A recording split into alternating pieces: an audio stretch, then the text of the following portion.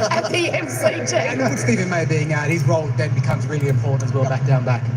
Okay, so who are we tipping this afternoon, gents? I'm tipping the D's. I think their midfield would just be a little bit too strong for the Kangaroos today. I'm going to tip the D's too, man. D's, well, I'm going to go another upset. We were here last night, John, and we saw a big upset. I'm going to go 2 upsets in a row. Who's your favourite player, Eddie? Have you got him close to your heart? It's Cozzy Pickett, but I think I've got Paul Curtis, Paul Curtis, and just here. So who's your favourite player today? You just carry his card around. I carry good small forward. If you interview him after the game, can you get him to sign it? If they win, I'll pull out this, I'll interview him, and he can sign it. Love that, Ed. So Paul Curtis, you're going to get a text from Cozzy sometime this week, I reckon. Okay, we're all set here from the MCG. Finals might be out of the equation, but there's pride, there's playing for contracts, and of course, there's playing for all Australian spots. Still promises plenty. Corbin Middlebest upstairs in the commentary box right after this.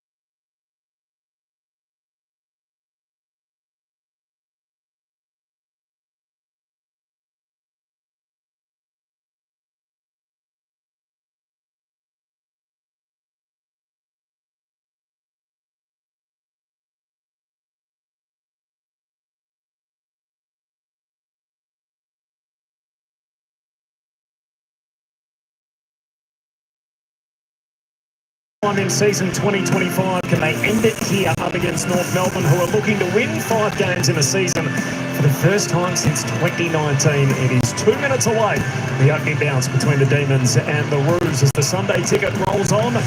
No late change here with Stephen May coming out yesterday ill, and Tom McDonald from outside the 25 takes his place. There's Jai Simpkin, the captain of North Melbourne, who's about to attend the coin toss. Did hear from him in the pre-game, and he spoke about the fact with Moons downstairs in the rooms that he looked around and there was no Larkey, no Davies Uniacke, no Luke McDonald. He said, I can't remember a feeling like this, and that's because he hasn't had one. You have to go back to round 22, 2016, the last time that North fielded a team without any of those 3 gentlemen, and that predates Jai Simpkin's time at the club. It's Carolina as the toss takes place in the middle. It's tails. And there it is. Maxcom wins the toss and points towards the punt road end of the ground.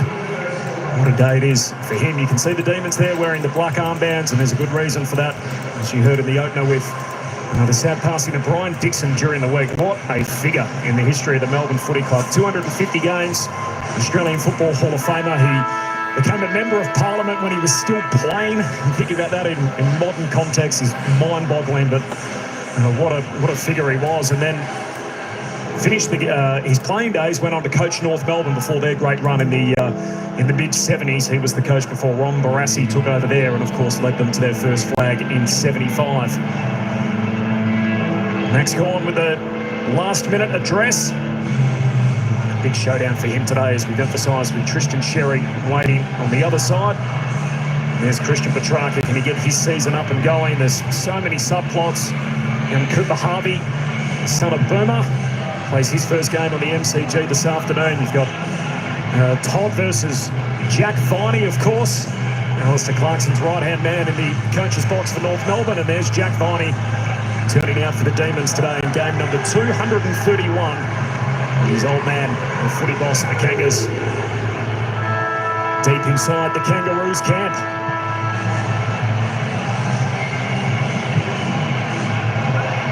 Keziah Pickett, and there's the matchup with Will Phillips standing alongside him. So can North get to 5 wins for the first time since 2019? Or will it be the Demons to snap a 5-game losing skid? Away we go on the Sunday ticket. Keziah Pickett is straight in the game. Left the Sharon behind. Phillips collects, pokes the pass and finds Constanti. The Kangaroos in their First Nations jumper today. It's out further wide to Sherry. Elder Auntie Joy Murphy, Wandon AO, part of the brainchild behind the jumper, along with Emma Bamblett. So the possum skin cloak design, as you can see there, North Melbourne sporting that at the back end of NAIDOC week. Well, we've got a nice little look at Sheasel there, playing as that half-forward role. Nice little entry in. We're hoping for a nice little North Melbourne mark there to start the game. Another battle already between Gawn and Sherry. Gawn pumps it out of the defensive arc. Frisch helped out a play. Can't wait for that matchup today, Corp. It's going to be a big one, isn't it? We spoke about it just before the bounce. Big X and Gawn virtually playing for that starting spot in the All-Australian team. Darcy Cameron's probably knocking on the door as well. Classic change into the guard. It's the number 1 ruck in the game, and Max isn't quite ready to let the baton go just yet, as Phillips tackled by Salem, taking the ground. Yeah, a lot of pressure around the ball, as you'd expect early in this contest. Just seeing and getting the matchups right and trying to work through some various scenarios in the first 5 minutes. Knocked away in the direction of Stevens. North can win it from the stoppage. Daniel to Simpkin. Kicks out to half forward. And here's Constanti again right on the 50. Looks into the forward pocket. There's no Larky to kick to. Zerha the target. Here's Curtis trying to fend off the tackler. Langdon wins the battle. Well, this early in the game, Costanti, you want to try and put that to the top of the square. You had good representation there. You had a 2-on-2. That's where your smalls know where the ball's going to go. Running Rivers kicks it down the wing, and Petrarca hangs onto it for the D's. Looks corridor. It's high. And he's got Langford all alone. Too much hang time. O'Sullivan breaks it up and then knocks it away to Power, then to Sherry. Now to McKercher, one of their better users, and that's why. Finds Curtis. Well, Christian Petrarca just bit off more than he could chew on that kick, Jono. It was way too high in the middle of the ground. And it was great work from the North boys to get over there and outnumber. Cherry, nice little handball. What a beautiful kick from McKercher. Straight down the middle. He'd lead to that all day. He can go, there's no doubt about that. Colby McKercher, one of their 6 lefties in today. Here's another. Oh, Curtis clips the man on the mark on the way through. Still alive footy for the Roos. Bowie on his knees. Thought he was clipped high. Ump says, keep rolling, everybody. And now another stoppage inside North's forward 50. It's a big missed opportunity, isn't it? That one from Curtis, set up by McKercher. Beautiful kick inside forward 50. Sherry to Zerha, squeezes a kick out, hits the behind post. Just a nice tap there from Sherry. Windsor and Scott, the 2 subs. No late change. So Langdon takes it across the great southern stand. Max going back with the flight. Here's Melksham. Career best 4. Not with that kick though. Comben, one of 3 inclusions this week. Missed just the 2 weeks with a shoulder injury. Darling has to force and stand with Tom McDonald bearing down. Wider still. Powell, handballed over the top. Too much pressure. Well done by Rivers. Well, great work from Rivers, Joe. It just came off his man. He's got the job on Curtis. It's a tough job to leave someone like that. But that takes courage. Make the impact. Absolutely. That's buying into the system and what you're trying to create as a as a side, leaving someone so dangerous. Gawn palms it down. Cozzy's there. Just patted it down like a basketball slap with the kick. Chandler emerges with the footy. And now the kick goes in from Langford. And it's Stevens that's able to take it. Dylan Stevens, much improved player this year. Shorts it to Logue and goes even shorter still. And this is Constanti. Former Swan. There's a few of those on North Melbourne's list now with, of course, Luke Parker and Toby Pink spending time there. Dill Stevens. That went over 13 metre, Daniel heads down the wing. Darling the target. Didn't stick. Constanti. Hand pass away to Simpkin.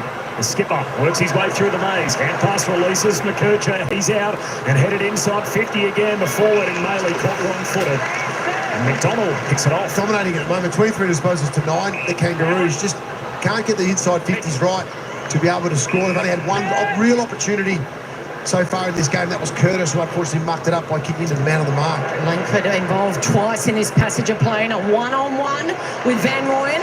Good little hit and bump there from the young gun for the Roos and Will Dawson. Did so well against Sam Darcy last week, and then the stab pass has been chopped off by Logue. Well, we saw this last night, didn't we, Jono? The kick's going inside 50, and we're seeing it again today. You're just not giving your forwards any opportunity. But in saying that, you want your forwards to start leading up a little bit. Too many guys want the ball over the back.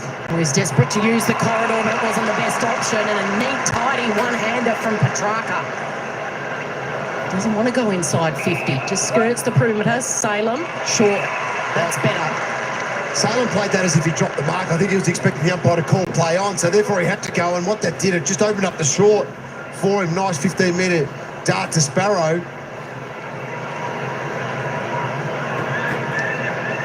Tom Sparrow, the South Australian from Bridgewater. 9 goals, 7 this year. After his 6 goals last year. To hit double digits for his season on the runway. And it swings left late.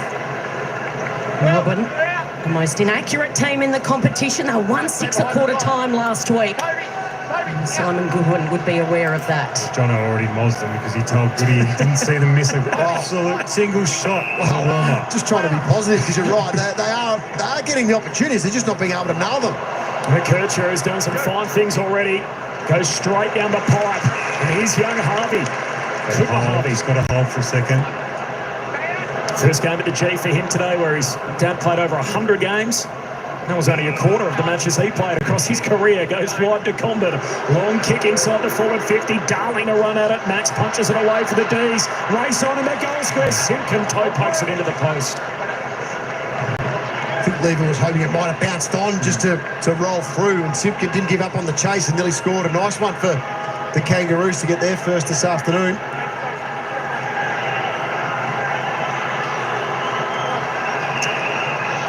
So Bowie thought about going short. Instead, he goes long. Van Rooyen and Dawson spills away of Van Rooyen, but he's caught. Well done by Robbie Hanson Jr. Just blindsided Van Rooyen, then he just didn't know he was there. Thought he was out. He did. Fresh airy by the rucks. Gorn, second effort. Spills the way of McKercher. Off to Powell. Loops it high. Darling with the run and the leap at ground level. Oh, Curtis. Brilliant. Play on advantage. A chance for Stevens to finish it off. Instead, he's going to handball over the top to Constanti, who snaps. He didn't get his ball control right there. I think it's Harvey. Just didn't get it right. He had obviously a great tackle. I think the advantage was the right move to sort of play there. They had the outnumber, just missed their opportunity. My apologies. Boomer Harvey's son Cooper with the snap. Yeah, he just didn't shape the ball well enough. He had a little bit more time than he actually thought. I think he saw the person over the top. He wasn't sure whether to handball it or go himself, and got a little bit confused. Sparrow, long down the wing for the Demons. Spills to Parker. Bit of experience back today with he and Darling returning. Hanson, ugly kick inboard. McKercher cleans it up. Back to Parker. Heads across the ground to Powell. That was a good move by Parker, stepping backwards outside of Melcham to give himself some time and space. Just watching McKercher, he's becoming a problem already for Melbourne. Yeah. The start he's had. Phillips to Logue. You see Melbourne there, they've got their full defence in order now. Full team defence. Keeping North Melbourne nice and wide, blocking the corridor. It's a great picture of it, just buttoned up defensively, North Melbourne. There's a kick here from Dawson, down to half forward. Sherry the target, spills off hands to Salem. Hand pass to Langford, to Viney. Sold the dummy and then all of a sudden found himself in a bit of room. Heads down to half forward. In a wrestle, Melksham too strong. Wins the one-on-one matchup. Now the forward 50's open. Pickett's dangerous, one out in the cage. He's out the back. Show him your tolerance. Keziah Pickett slams it up into the third tier. Well, you go back to the mark down here with Melksham, one-on-one with Pink. And it was a beautiful kick from Viney. He saw the numbers out the back, gave it enough height, allowed Melksham just to use his body and hold the space. It was a great one-on-one mark. And then again, over the top, great body use from Pickett. And he did show the tail off. I like Off that, he went. Corbin. Very nice call. You're right, contested marks. How critical were they on that occasion? Nice deep kick from Melksham. Had Fritz as well, who nearly got himself in a position to fly. I let him know too. He's in goal-kicking form. Now straight into the middle. Love it. There we go, plus 10 when it looks at the leading goal kickers for the D's this year. 30 for Pickett. Melksham's been in form the last couple of weeks. He's up to 20. Looks like Phillips is going to go with him wherever he goes at the moment. Fritsch has won the goal kicking for the last 5 years, but now Pickett again out of the middle. He's proving to be a problem. It could spill the way of Fritsch here. 1, 2, 3, snap and goal. Well, again, you go back to the middle. Jono Pickett gets his hands on the ball. Petrarca gets the ball going forward. Phillips has got to pay a little bit closer attention to one of the best players in the comp right now. And that's just very nicely rowed in the end from Fritsch. And he doesn't miss too many when he's about 25 out. He matched with the tap out perfect, wasn't it? Wasn't it? And it was a great handball from Petrarca, the release at the right time. Just read the ball so well here, Fritsch. Just a nice little tap to himself. He doesn't miss those. It's a great start. Doesn't want to concede that goal kicking either, does he? How watchable is Keziah Pickett? What a star. So he kicks the goal and then gets the centre break. Bailey Fritsch does the rest. Ruckman having a rest here. Van Rooyen and Maley, the two backups go at it. Van Rooyen palms it down. Clearance here for the Roos. Phillips jams it on the boot and Rivers picks it off. Stand, no. Interesting fall line for the Demons. Lost their first 5 games, went 5-1 in the middle. Lost their last 5 games. Going to kickstart a little winning run here. Long ball to the wing. There's a push. It's going Melbourne's way. Langford wanted the advantage and won't be able to take it. There's Jefferson. Contest kick to half forward. Van Rooyen a shove. Well, if that other one's a push, then that was worse. That was worse. He looks in the Fritsch direction. That's going to hurt. Hardiman to Phillips to McKercher, who peels off half-back. Racking up the numbers, gives it to Stevens. Doesn't want to kick on that trusty left. Eventually he does, and he probably should have. Well, that was Standy coming back with a flight of the ball there for North Melbourne. Took a big hit with Fritsch. Great work. Oliver, unmanned. Kicks just inside the 50 and going to ground was Melksham. Pink with the uncontested mark. Stevens, this time did a little better, although dropping an absolute sitter was Zerha. Barges through back to Pink and Logue.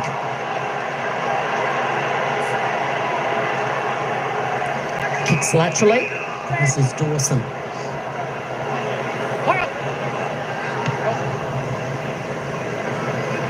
Up the line, Maley. Strong hands. I like the look of this guy. He definitely knows how to take a contested mark, that's for sure. They've marked the ball on the wing and they're somehow in their back flank. Yeah. It's Hardiman. Needs to clean it up. McKercher goes back and gets it. Now the 45 kick to Pink. He's got a runner. It's back to McKercher. His second touch in the chain. Continues the shift to Powell. Out of corridor. Looks inside a congested forward 50. What a lead-up lane. And Cooper Harvey takes the mark. It was nice. He started well, Cooper. Been involved a couple of times already. So second shot at goal coming up.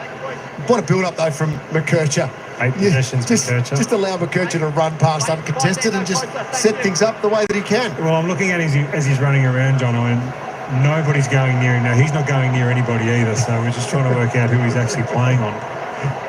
So you can't allow him just to run through the middle of the ground at the moment. Turned 21 yesterday.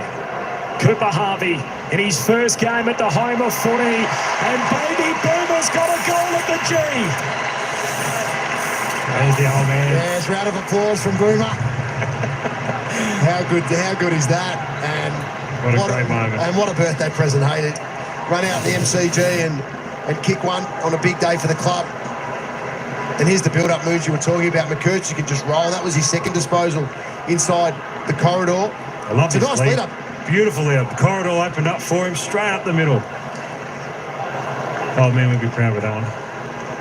Cozzy Pickett's come off for rotation and Will Phillips has come straight off with him, so that's a match-up to watch all game. Yeah, it is, and I think Phillips has to try and take control around the contest, like what Windhager did to Pickett up in Alice Springs. Like he won the battle because he was able to get Pickett and be physical with him around stoppages. Forward's a different scenario. Phillips isn't a defender, so that makes it a bit more difficult for him, but he should be able to work Cozzy around the contest. Maley against Max. Max gets it down. Viney tackled by 2. Go again. Sun peeking out from behind the clouds here at the G. Petrarca heard a voice, fires it out. O'Sullivan overruns it. Daniel quick. Sheasel got knocked down but got it away to Comben, who are one-on-one, and Lever outmarking Harvey. Flares it wide to Sparrow. McVee stops, props, corralled there by O'Sullivan. Just goes to Sparrow, who's going to swing it down the line. Skittled through a couple, waiting at the back. Petrarca tries to take them on. That's a great tackle by Lowe. Be deliberate, yes. And it will be. Great pressure there from North. Just go back to the Cooper. He's just got to hold your ground a little bit better there with Lever and not make sure they don't get those intercept marks. Yeah, you just can't give him your back. No. Lever loves that. He just can sit on you and push off. You've got to turn side on. Contest kick to the wing, and Disco Turner make sure there is no contest. Yeah, same there with Zerha. Just can't allow your man to run and jump and not give a contest. Gee, we got some good nicknames in the league at the moment, don't we? Flying Vikings, and the list is growing. All the way back to, of course, the Wizard Watson. Came into the league with a nickname. Bowie to Lever to Langdon. Pokes it down the wing. Curtis trying to pick it off. Oliver wins it back. Back to Langdon. Jeez, Fritz is out here. Long kick inside the forward 50. Jefferson the target. Pink breaks it up. Boundary line, wings out. Well, Fritz somehow found himself inside his own forward 50, all on his own. They completely missed him.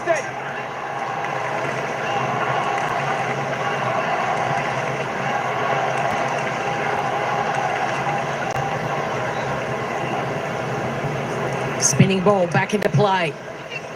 Gawn with the front position. Down to Phillips. And Parker, short, Dawson. Can use Sheasel. In the end, he gives it to Parker. Draws the defender. Off to Sheasel. Some run and carry and dash off half back. And then hitting up Harvey. Well, it's a cute little kick in the end of Sheasel. Just went the required distance, and he's going to give it back to Harvey.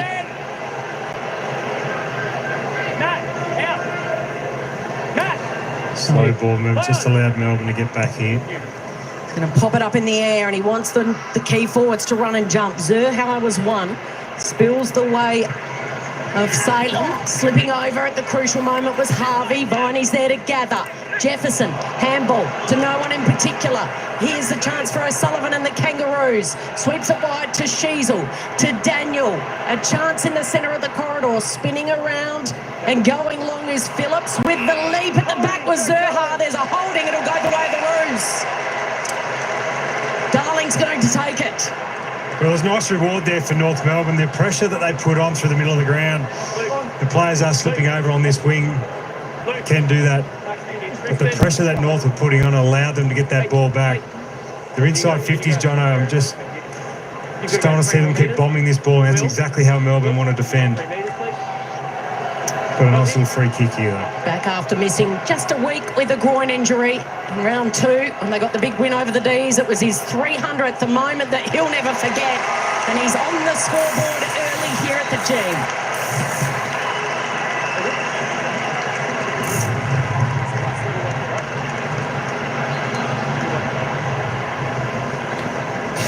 Nice finish there by Darling. And there's Phillips, which is good. Inside 50. Still finding some ball himself, although Cozzy got that one early on him. So he's up to 6 disposals in this game. Phillips. And there's the free kick. There's just a truckload of Melbourne defenders going up for that ball. And we've seen that probably half a dozen times now with North's inside 50s. That's you don't need to give away that free kick when you mention that, because there's so much representation there in the air that you just got to control your opponent without giving an easy one away. It was just the easy hands from Melbourne, though, just here on the wing, where they just missed easy targets. Max Gawn wins the hit out at the restart. Now a free kick going Parker's way. Straight to Luke Park, please. Stand. First lead change of the game. Hanson out of the middle. Goes long to full forward. Is there a marker there? Curtis. He's playing it. Yes. Geez, strong for a little guy, Moons. Well, there is a whisper going around that this man can bench 150 plus, Jono. Is that what I'm hearing? 160? I think it's rising every week. Rising, yeah. I think we'll say 170 by the end of the night. I think I heard 140 to start. Now it's 160. But he's a strong young man. Tallest 185-centimetre player in the game. Paul Curtis finishes it off. And North stretch it out. Luke, what I liked off this was the Luke Parker handball release to Hanson Jr. as he was going through the middle of the ground. Just where he released the football, allowed a nice deep kick inside. So forward of the mark, allowed him to get forward, take some ground, and then get that nice 50-metre drop punt inside forward 50 to Curtis, who Did he have enough? Great camera action. That is so good. Right, that is a great handball there. It just releases him straight away. That's that quick ball movement that you want from as a forward. Gives him a chance as a one-on-one there, Curtis. I just asked Griffin Logue down here on the bench, and I said, how much did Paul Curtis bench? And he just confirmed 160. 160. Nice work, Ed. D's with the first 2. Reminds me of you, John. Roos with the next 3. Thump forward from Gawn. Here's a chance for Oliver. And it's a wobbly old kick on the left. Jefferson worked his way in front. Now Pink. Quick hurried kick from McKercher. Over the head of Sherry. Trying to desperately slips catch it. There was Gawn. Friendly fire. Robbie Hanson Jr. involved. And he might have hurt his teammate there in Constanti. Just holding that left shoulder a little awkwardly. Sherry tries to guide it down. We'll go again here. Another ball up. He's on top of the hit-outs at the moment, Max. He's 8-1, 8-2 now after that last hit-out. There he goes again. Sherry going without it was Parker. On all fours, desperate. Sherry. Hanson Jr. emerges with the footy. It's a high up and under. It'll land on the wing, and McDonald able to easily get rid of Maley and take the mark. He looks inside the attacking 50. Pickett's got a run at it. Couldn't quite rip it down. Still a chance for D's. Melcham gets boot to ball. Needs a con roll. Doesn't get it. Those ones normally break right They do. as well. We're just seeing a lot of slipping this side of the ground. It just doesn't get any sun. 9 goals in his last 2 weeks. Jake Melcham. As the Roos share it around. Daniel. Back to O'Sullivan. Poor chase by Cozzy on that occasion. Drives it long, Darling. The more experienced, bigger body. Great one-on-one. Wants to centre it. Parker just slips over at the last second. D's with the numbers. Oliver, and away they go. Kick from half-back. Goes long to half-forward. There's a good effort from Lindsay. And now Melcham up front. Hugs it to his chest. Well, Phillips is the man manning the mark, but he's trying to go on Cozzy Pickett. He was in two minds there, whether to go with Melch or to go back with Pickett. And in the end, he was in no man's land. And Melch ended up taking an uncontested mark.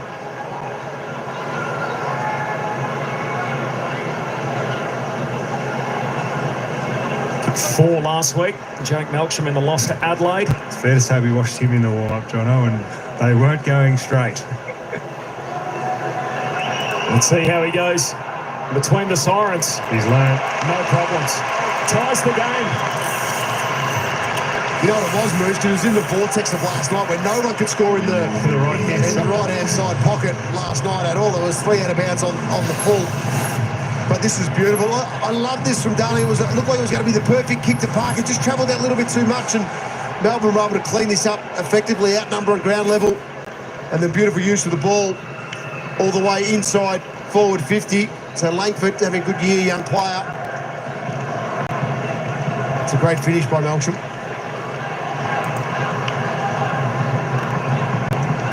So 1 goal, 1 it is now, Moons. It's a great learning tool there for Phillips too, because he had plenty of opportunity to run up on Melcham to do the team thing, but he's a little bit confused on whether to leave his man in Pickett, the most dangerous man on the ground, or to come up onto Melcham. And as I said, in the end, he was caught in between. 5 goals, 6 against the Suns. That was a fortnight ago, and 4-1 last week against the Crows. Winning it out of the centre again. All the big names are involved. Petrarca just goes the fend off with brute strength and then delicately tries to place it into the pocket. Melcham slaps it back only as far as Pink, and handles to Logue, who was out of bounds. Well, Maxi's already had 5 hits to advantage, so we're talking hit outs. He's on top at the moment.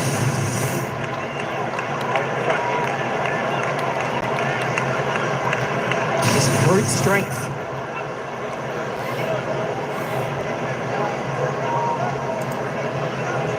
Gone again. Viney without it. Lindsay's there. Trying to fight and scrap his Oliver, and in the end he applies the tackle. All tied up. 2 and a bit to go in the first quarter here at the MCG. It's round 18 action. Gone again, Lindsay. Was he taken high? Umpire didn't see it. Simpkin involved. Daniel an up and under. Fresh air spoil there from Rivers, but a great second effort. Handballs over his head and makes life really tough there. Well, it's an ill draw, isn't it, between Cherry and Gawn at the moment. Cherry's had 1 disposal. Gawn yet to touch it. So it's all about the hit outs. Exactly. At the moment it is, because that's all they're doing. Will Phillips, bit of tape on his finger. Gawn grabs it out of the ruck, tries to feed it forward for the D's. Still no clear takeaway. Viney once, twice. Oliver left it behind. Parker gets it moving forward. McVee, the intercept mark. Injury interrupted start to the season for Judd McVee after a breakout campaign last year. They all leap early, and Max, too tall, stands in front of the pack. He started well. Dabs it inside the forward 50. Pink breaks it up and then follows up. Got a handball away. Still a live ball inside the D's forward 50, and now a ball up. That was a big spoil, wasn't it, from Pink? Max didn't mean to kick it there. He was looking for the pocket, so it was off the side of his boot. So it just set Sparrow up a little bit, who had to stand underneath the high ball coming in. Sherry palms it down. D's at centre half forward. Salem looking for Oliver. Hanson tackled immediately. Do it all again. Another stoppage. 3 lead changes already in this opening term. D's with the first 2 goals. North with the next 3. And then Melcham kicking the last. Again, Gawn with the palm down, but to no advantage. Howell grabs it out of the air, and Viney grabs him. He's making a statement, Max. He's saying to Sherry, you're going to have to tear that All-Australian blazer off me. Flicks out Powell. Handball, put the Kircher under the pump. Viney was good. Off to Petrarca. He's offline. Lucky there, Snap. McKercher. Just put one hand in there to try and run around. Missed the ball altogether. Lucky not to get a goal kicked against him there. Daniel very short. The ump tells him play on. Simpkin hands it back to Daniel. Long to the wing. Maley in from the side. Hits the deck hard. Curtis over the shoulder. Constanti in one direction. Clever paddles it out in front. Oh, he's got nothing ahead of him. Has to pull up. Hand pass back to Darling. Who kicks inside the forward arc. Curtis has to go, and he's got it again. Paul Curtis. Well, between Salem and Langdon, one of you have got to jump and make a contest. You can't allow a man to jump up in between you with no contact whatsoever in a high ball. No, especially how it's played in. So Langdon was the one back. He was already deep because he's the offside winger that is controlling that last line. And he was too far back. Couldn't push himself up to get there in time. What a year he's having. Paul Curtis, he's got a couple. And he gives the Roos the lead right on quarter time. The strong man in the Roos forward line, Paul Curtis with a couple. A term which had 5 lead changes. And at the end of the opening period, it is North Melbourne 4-2, leading Melbourne 3-3. A 5-point buffer for the Kangas as the Sunday ticket rolls on.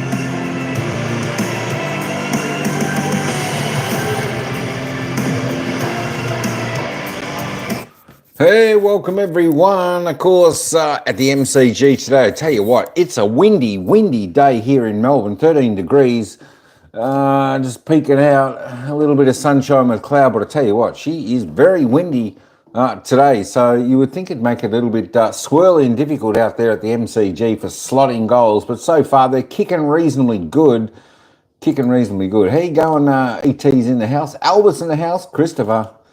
Branko, what's going on? Far out. I tell you what, look, it's not too bad of a game at the moment. It's better than a scrappy game. There's plenty of place. Both teams getting good run. I think the defences both need to tighten up in the defensive 50. They're not the best leading balls to their forwards, but the defensive side on both teams just need to work a little bit harder in these teams. Of course, both teams wanting to come on, get a win. Of course, both teams coming off a loss last week. And North Melbourne, I think they were saying North Melbourne trying to get their first time they've 5 wins, Addy. 5 wins. They're trying to get for a while. The live ladder, my gosh, where is the live ladder? Let me have a little bit of a look. There we go. Let me bring that over for Addy G. There's the live ladder. Are you interested in who's playing? My gosh, hang on a minute. Who's playing? Melbourne and North Melbourne. Melbourne and North Melbourne, they're down there in 14th and 15th spot. Of course, if North Melbourne win, they'll jump above Melbourne and finally have their 5 wins. Melbourne have had 5 wins for the season so far. Melbourne just a 4, but they're sitting 14-15. Melbourne playing for a little bit of pride. North Melbourne playing for next season, still trying to get all their processes right and trying to just get wins on the board. But there's for Addy. 8th. Freo sitting 8th. There we go. Audi Bar. There we go. Hey, look, the ins and outs. Let's just check those out because we didn't get to them. For Melbourne, Tom McDonald coming in. Caleb Windsor coming in. And going out was Harry Sharp and Stephen May. Big out for Melbourne, Stephen May. Caleb Windsor is the sub there for Melbourne. For the Kangaroos, though, North Melbourne, Charlie Coombe coming in. Jack Darling, Luke Parker, a couple of good ins there for North coming in. Luke Davies, Ukanaki going out with Nick Larkey. I tell you what, there's Dersma. There's 3 big outs there for the Kangaroos as well, with Bailey Scott being the sub there for North Melbourne. So they got some pretty big outs. Definitely big outs, North Melbourne. Let's just have a look at the goal scorers. Of course, only one multiple out there at the moment. That's Paul Curtis for the Kangaroos. He's got 2 from his 3 kicks. Well done. And, of course, Cooper Harvey got 1. And, of course, Jack Darling got 1 off a free kick. There we go. For Melbourne, Kajia Picker kicked a ripping goal. Jake Melsham and Bailey Fritsch got one on the left foot, snap, running into goal. So there's your 3 goals there for Melbourne. Let's have a look at the disposal getters. Caleb Daniels going pretty well there for the Kangas. He's up to 12, 6 and 6. Probably the smallest man on the ground. Maybe Cooper Harvey's might be just as short, but I think Caleb Daniel takes that win there. But he's had 12, the only one in double figures so far. Colby McKercher's up to 9, the best for Melbourne. Christian Petrarca, good to see him starting to pile on the stats. Need to get him into the game a fair bit. He's had 4 and 4. Harvey Langford on 7. If you have a look at this, there's only 2 Melbourne players in the top 2, 4, 6, 8, 10, 12. There's only 2 Melbourne players in the top 12 on the possession getters out on the ground. Luke Parker, 6 for the Kangaroos. Next best is Salem and Oliver on 5 touches there for Melbourne.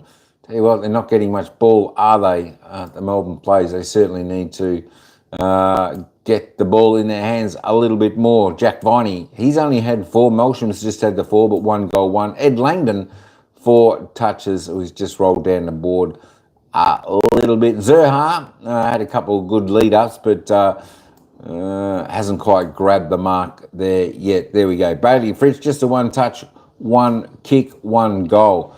There are your stats. Why were Demons 120 when they're lower on the table? I thought that Demons were good. Look, you know what?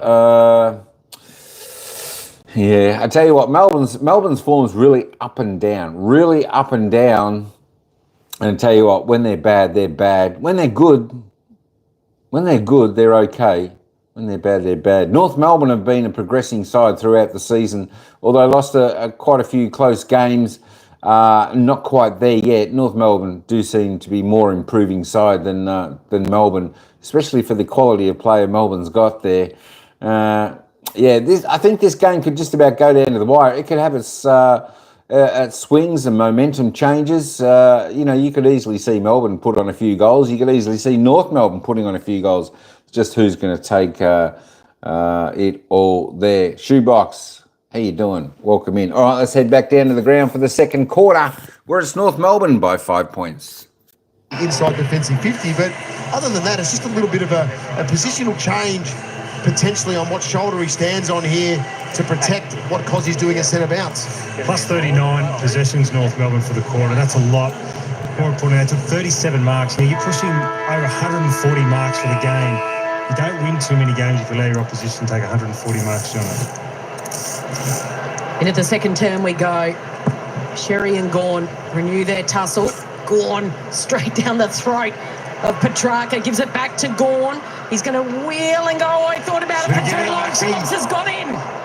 Just got it away in time. Viney tried to step through one, spin through another, and he couldn't. And Maxi's just given the apology to Petrarca, just saying, sorry, mate. It was there, wasn't it, Moons? We put the team under pressure now. Zerha, he's going to bomb it long. He's a thumping kick. Darling, got it. Brilliant. I think it actually slipped through his hands and just landed on his chest, but... See, Curtis has just hurt himself in that big tackle. But it was a double effort, wasn't it? It was Phillips on Gawn, ball got out, and then it was a double play by Kangaroos on Jack Viney to bring him to ground. Curtis coming off as we speak, though. Learn from that Turner. He's taken so many intercept marks last week. He got a little bit excited. Sometimes you've just got to spoil. Should be elementary, directly in front of the MCG for the veteran. He's fired up. He's got 2. And the Roos bounce back in front. Well, the last one of the first quarter, right on the side from Curtis. They come out after quarter time and go bang. Hit up straight up with Jack Darley, putting it straight through the middle. Here's the injury to Curtis O'Cherry there. Parker, he just run into each other and clash of ankles, rolled an ankle. Yeah, exactly right. But it was all go back to Maxi. You just got to give that handball to your runners. He's put them under pressure. This great contested mark. And I think he marked it on his chin in the end. But just a big body, isn't he? You can't move him. Spot on moves. It's tough to move. Turner, you just got to spoil. Can't intercept mark everything. He's had that heavy strapping on his leg as well. The last time he was here had that gruesome gash. Yeah, against Carlton a few weeks back. Still no clear takeaway back in the middle. Tiny puts his head over it and throw a blanket over a dozen of them, and the ump says, I'll have it. There's that leg. Paul Curtis is just down there assessing his right ankle. He looks in a lot of pain. He's just taking some painkillers just then, so let's see what the end result is. Thanks head as Pickett gets it moving forward. Petrarca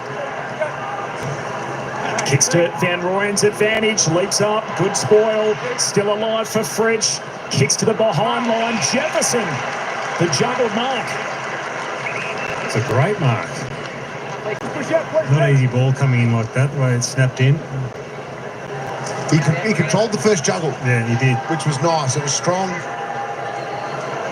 All right, John, has he got this? Yes.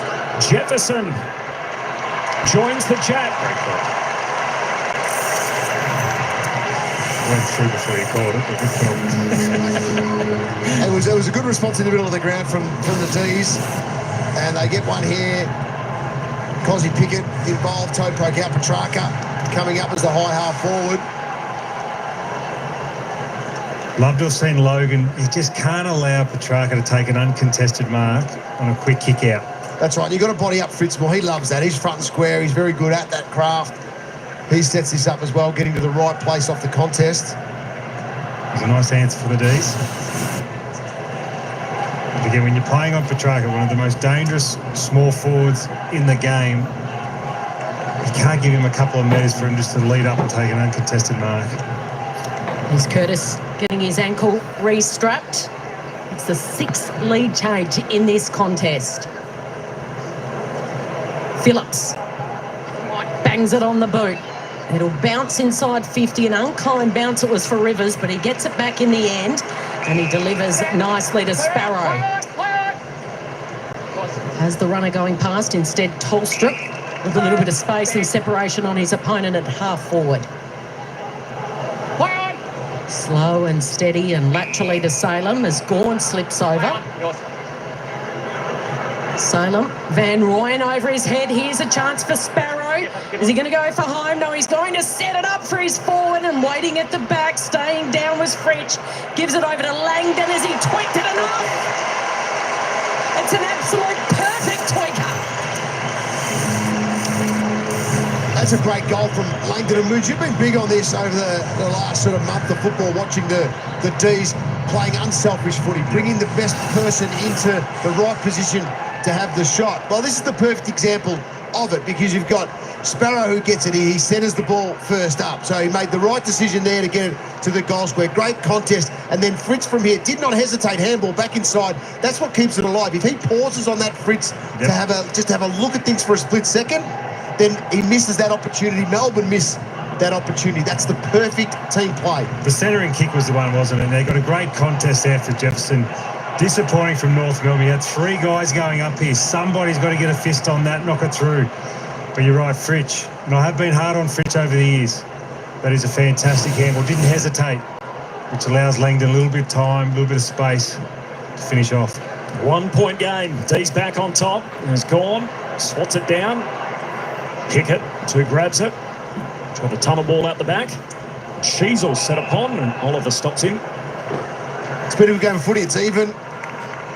Both sides having a great opportunity to score at different stages with momentum. Getting some numbers around the ball, aren't we?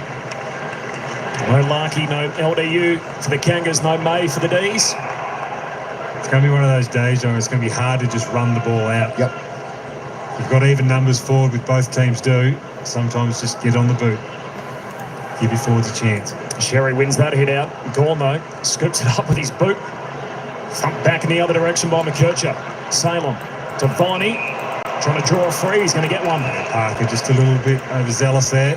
They're having a little tussle, those two, aren't they? They always want to be on the bottom of the pack. They're loving the contest. Viney and Parker. Viney with the left. Drives along. Van Rooyen at the back. Oh, woo! Echoes out at the MCG. Van Rooyen with a specky.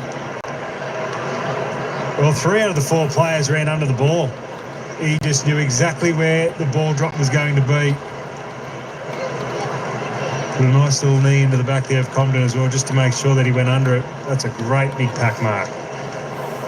He's fourth year in the system. He had a great season last season with the 30 goals. Just 8 so far, been in and out of the side. He is the future. But not kicking like that. I thought they might want to give him a bit of confidence, but the inaccuracy at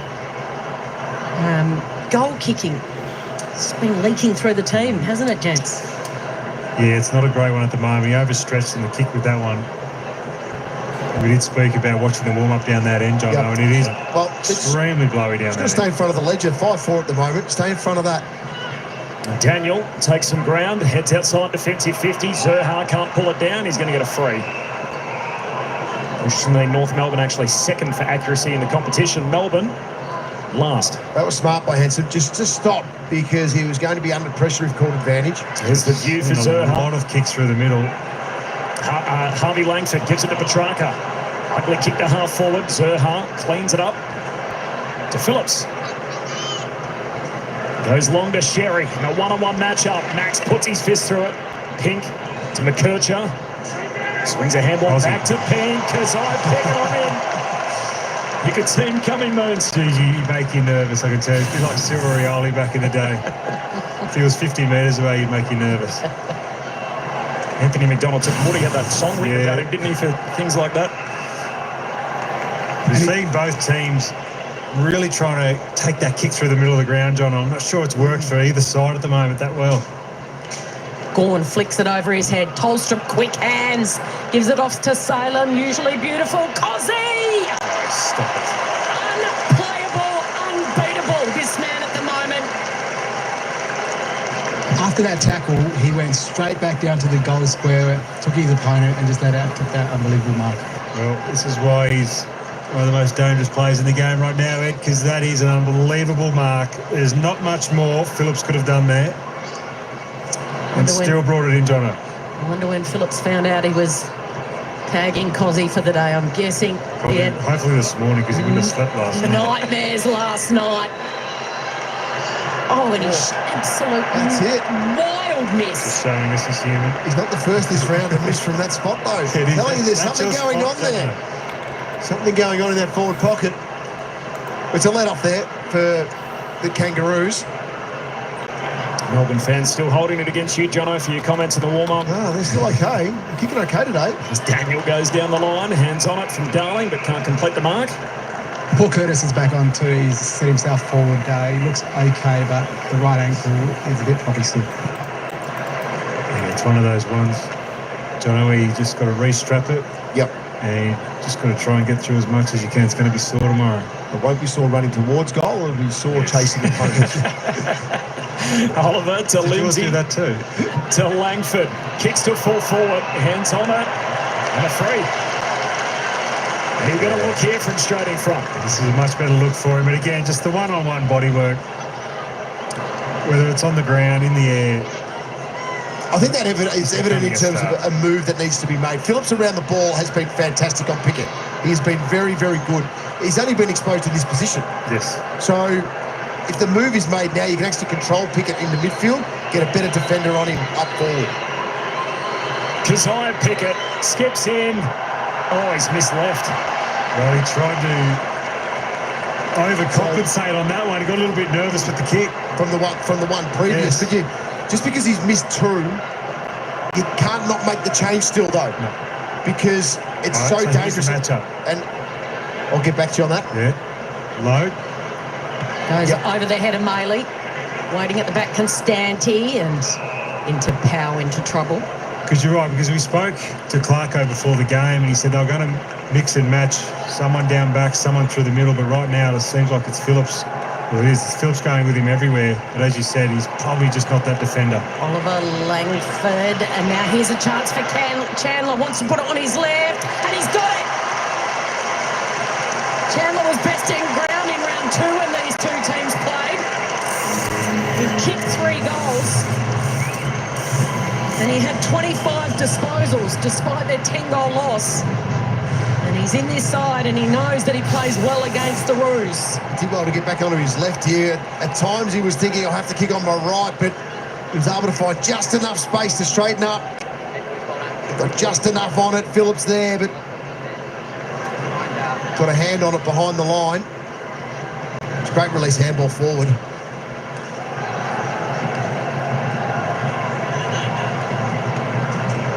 I think it was O'Sullivan just started the wrong side of him.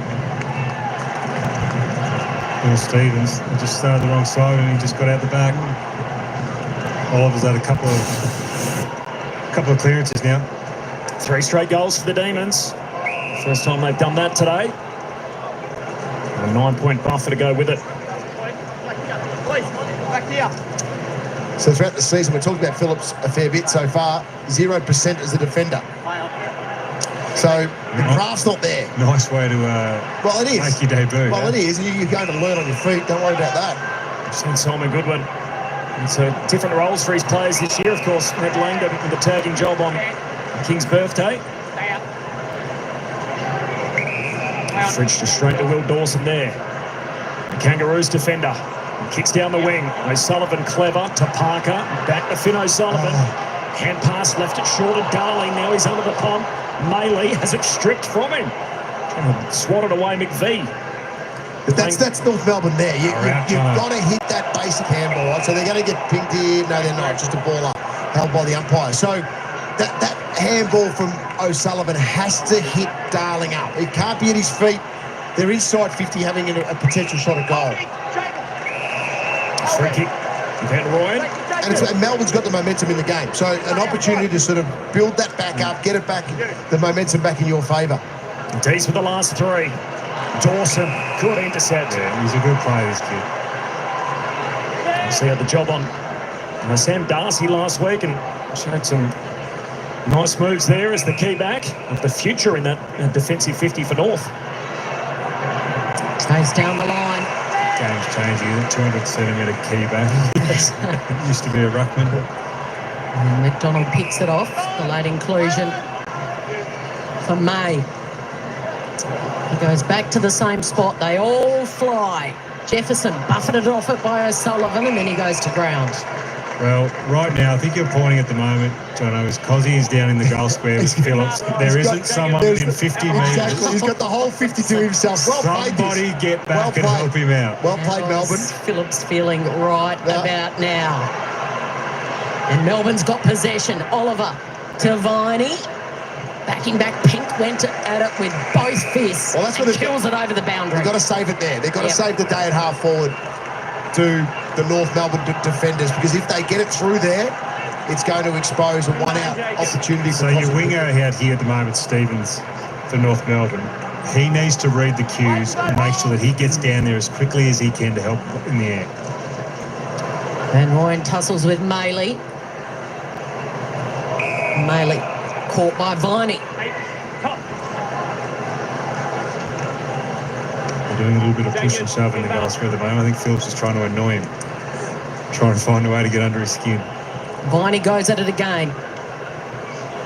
Thumped down by Dawson.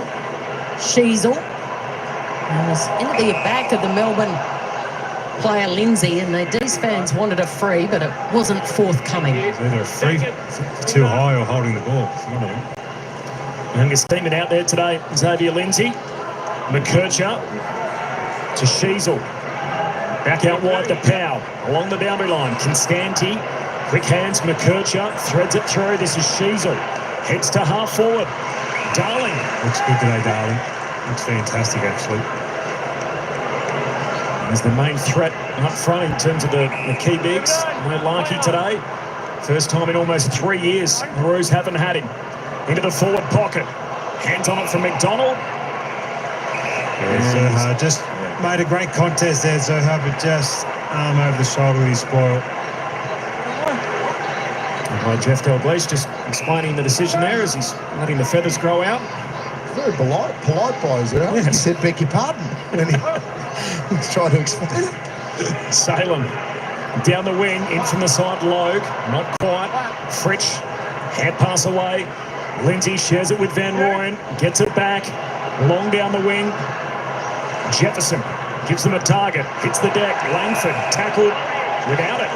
He'll get the free, it's against Hardiman. And the D's back with it. They've kicked the last 3 of the game. And now we've gone 5 or 6 minutes without a score. So concedes some ground, goes back to Salem. Short, sharp kicks, zigzagging their way forward here. Lindsay involved, and now Viney. Salem kept running, he wanted it back. Slow and steady on the build-up. Viney sees something that he likes. Going to make life hard for Fritsch. Melksham's got to beat a couple. Back to Fritsch, squeezes the kick. Oliver takes the mark, play on straight away, and Chandler's got it. He's going to line up for his second. It was a bit like Salem in the first quarter, John. I think he felt like he needed to play on there, Oliver, because the kick wasn't long enough. And because he played on quick, the game opened up. He didn't go back, didn't allow North Melbourne to get their numbers back. It was just a quick decision. I don't think it was. Wouldn't have been paid a mark. Coming into this game this afternoon, Cade Chandler hadn't kicked the goal since round 12 against St Kilda. Already has one. He goes for it on the left and he blazes away. All or nothing kick, and he came up nothing.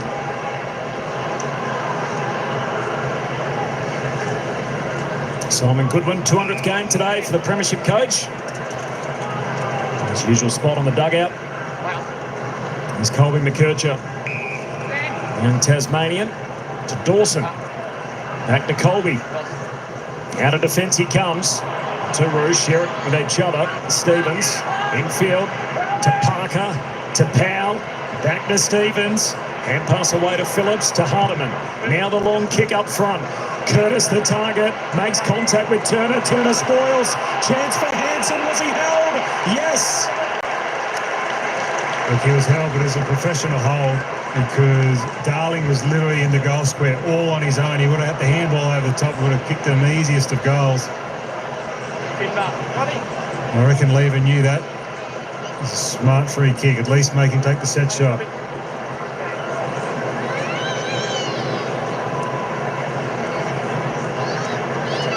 Kicked a goal last week. We got 3 straight for the season. Robert Hanson Jr. skips in. Oh, there's a blooper.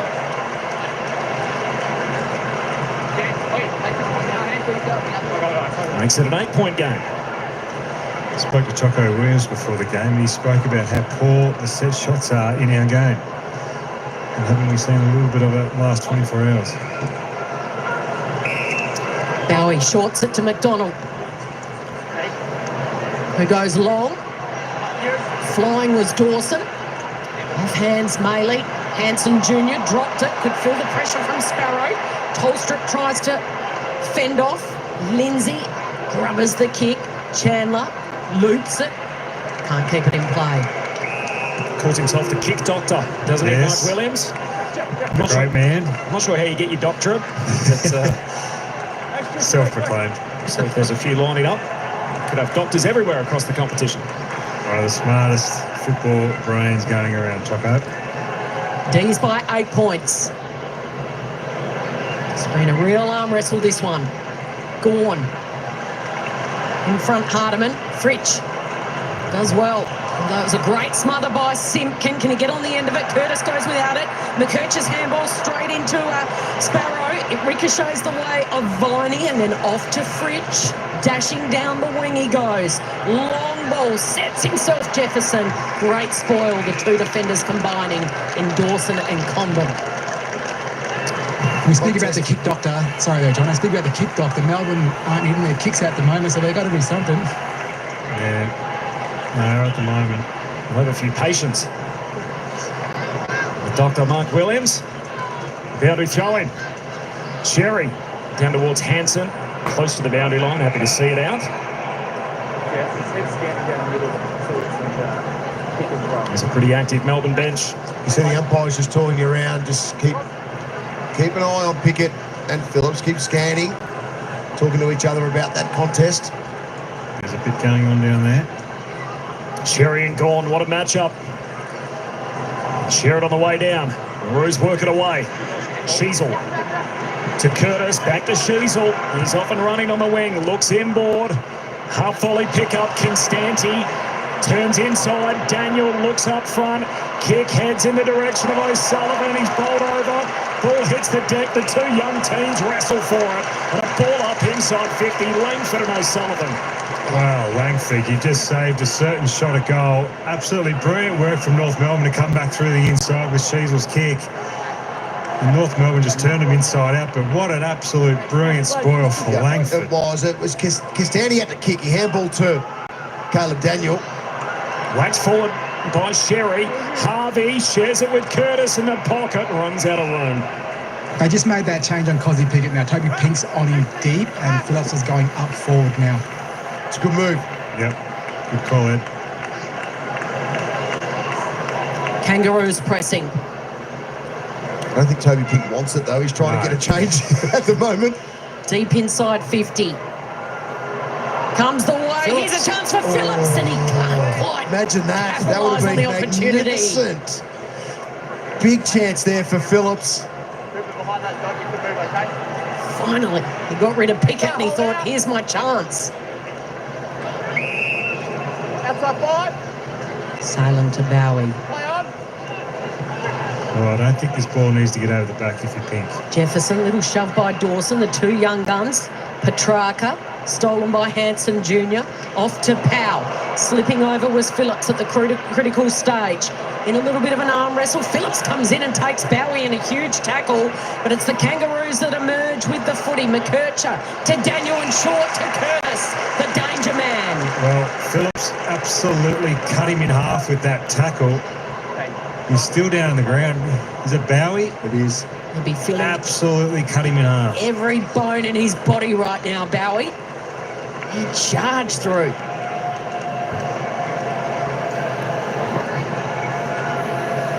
So a chance for Curtis to kick his third before half-time.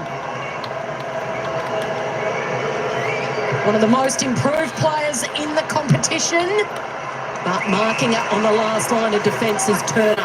So it was that plant foot. That was his right ankle that he hurt. Right. That was going to hurt him trying to kick for goal. Didn't quite have the carry. No. McDonald, the in for Stephen May, runs out of options, retreats. Turner has an issue, swings it across the goal face, and Bowie back on his feet takes the mark, and it opens upfield. Off and running. Now he's closed down. Bowie, long to the wing. Van Rooyen, leaper. No mark, comes down to Simpkin. Handball away to McKercher. Corridor kicks good. That's 18 from McKercher. This is Tom Powell, the second generation AFL footballer, son of Matthew, the former Crow. Long inside the forward 50. Hands on it from Maley, spills down to Harvey. Hand pass releases, Constanti misses. A couple of opportunities late here for the Kangaroos to push in front. Know it? Well, he does. How good was that from Harvey? That was sharp. In the contest, handball release. Castani didn't have to break stride. Another opportunity lost. McPhee's kick. Melksham, clever, hurt himself in the process. Van Rooyen off to the run of Fritsch. Has a bounce, has two. He's got McKercher bearing down. He senses that. He goes back to Van Rooyen, kicks to a one-on-one Tolstrup. And Hardiman. Well done by Hardiman. And his kick was dangerous. Almost picked off there by McDonald. It's stolen by Chandler. Off to Petrarca. Tried to give it to Langdon. Daniel, right place, right time. And just bashes it out of the danger territory. Salem doesn't take the mark. He's set upon by Harvey. Milch is in a bit of trouble here. I'll work out if it's his shoulder, it's his wrist. Sherry, only as far as Lindsay. Dabs it out in front of Petrarca. Again, Pink goes to spoil. Ball hits the deck. This is trouble for Pink. He's desperately trying to work it to the boundary line. Tolstrup comes in, offers a bit of assistance. Can't get it to Petrarca, and he's done. Free kick to Hardiman. A much improved first-year player. And only had the one rising star so far this season.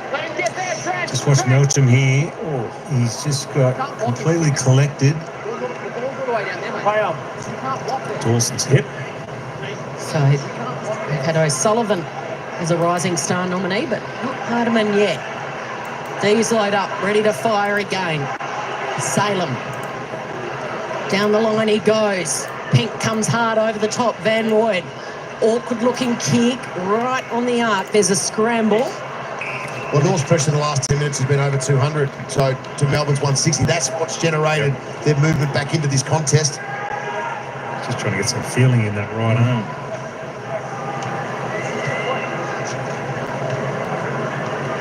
Head injury assessment to come, of course.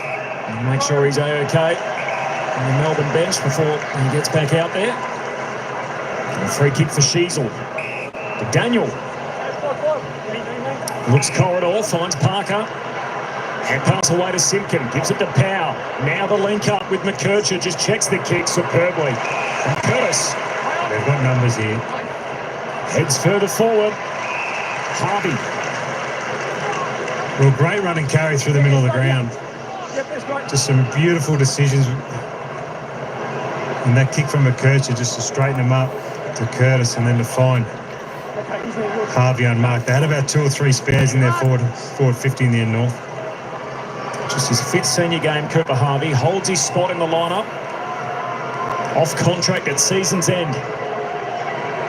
A big stretch on the run home for a lot of players in his position. As Cooper Harvey kicks goalward, it is a cross the face. The old man would have ball, ran around. The old Don't man, worry about that. The old man might feature on Bounce tonight, man. Oh, Just really? tease that. It won't be spoiling, I can tell you that. Now he's short. That's 50. Viney, 50. Yeah, unnecessary. Oh, might be a double. Might be a double. So this is not great leadership by the captain. He's given away 50 and he's not bowing on his backside afterwards. Meanwhile, Viney plays on. They're away here, the D's. Gives it over to Oliver. Bangs it long. McKercher. Oliver had gone all Powell. on his own. Oh, this is awkward. Chandler's got involved. McKercher it was. That was rather it's O'Sullivan who got it back. And now Parker with a cool head to Sheasel. Again, Oliver going inside 50. He had gone all on his own and kicked it over his head. Sheasel to O'Sullivan. And work their way nicely forward here. Simpkin owes them. Stevens. Yeah, he was flying by. He ignored it. And instead he's just going to pop it into space. So it's half-time here at the MCG. The last 3 goals going the way of the Demons. After Darling kicked the first goal of that quarter, Bruce had an 11-point lead. At an interval, it's Melbourne by 5. 6-5-41. North Melbourne 5-6-36.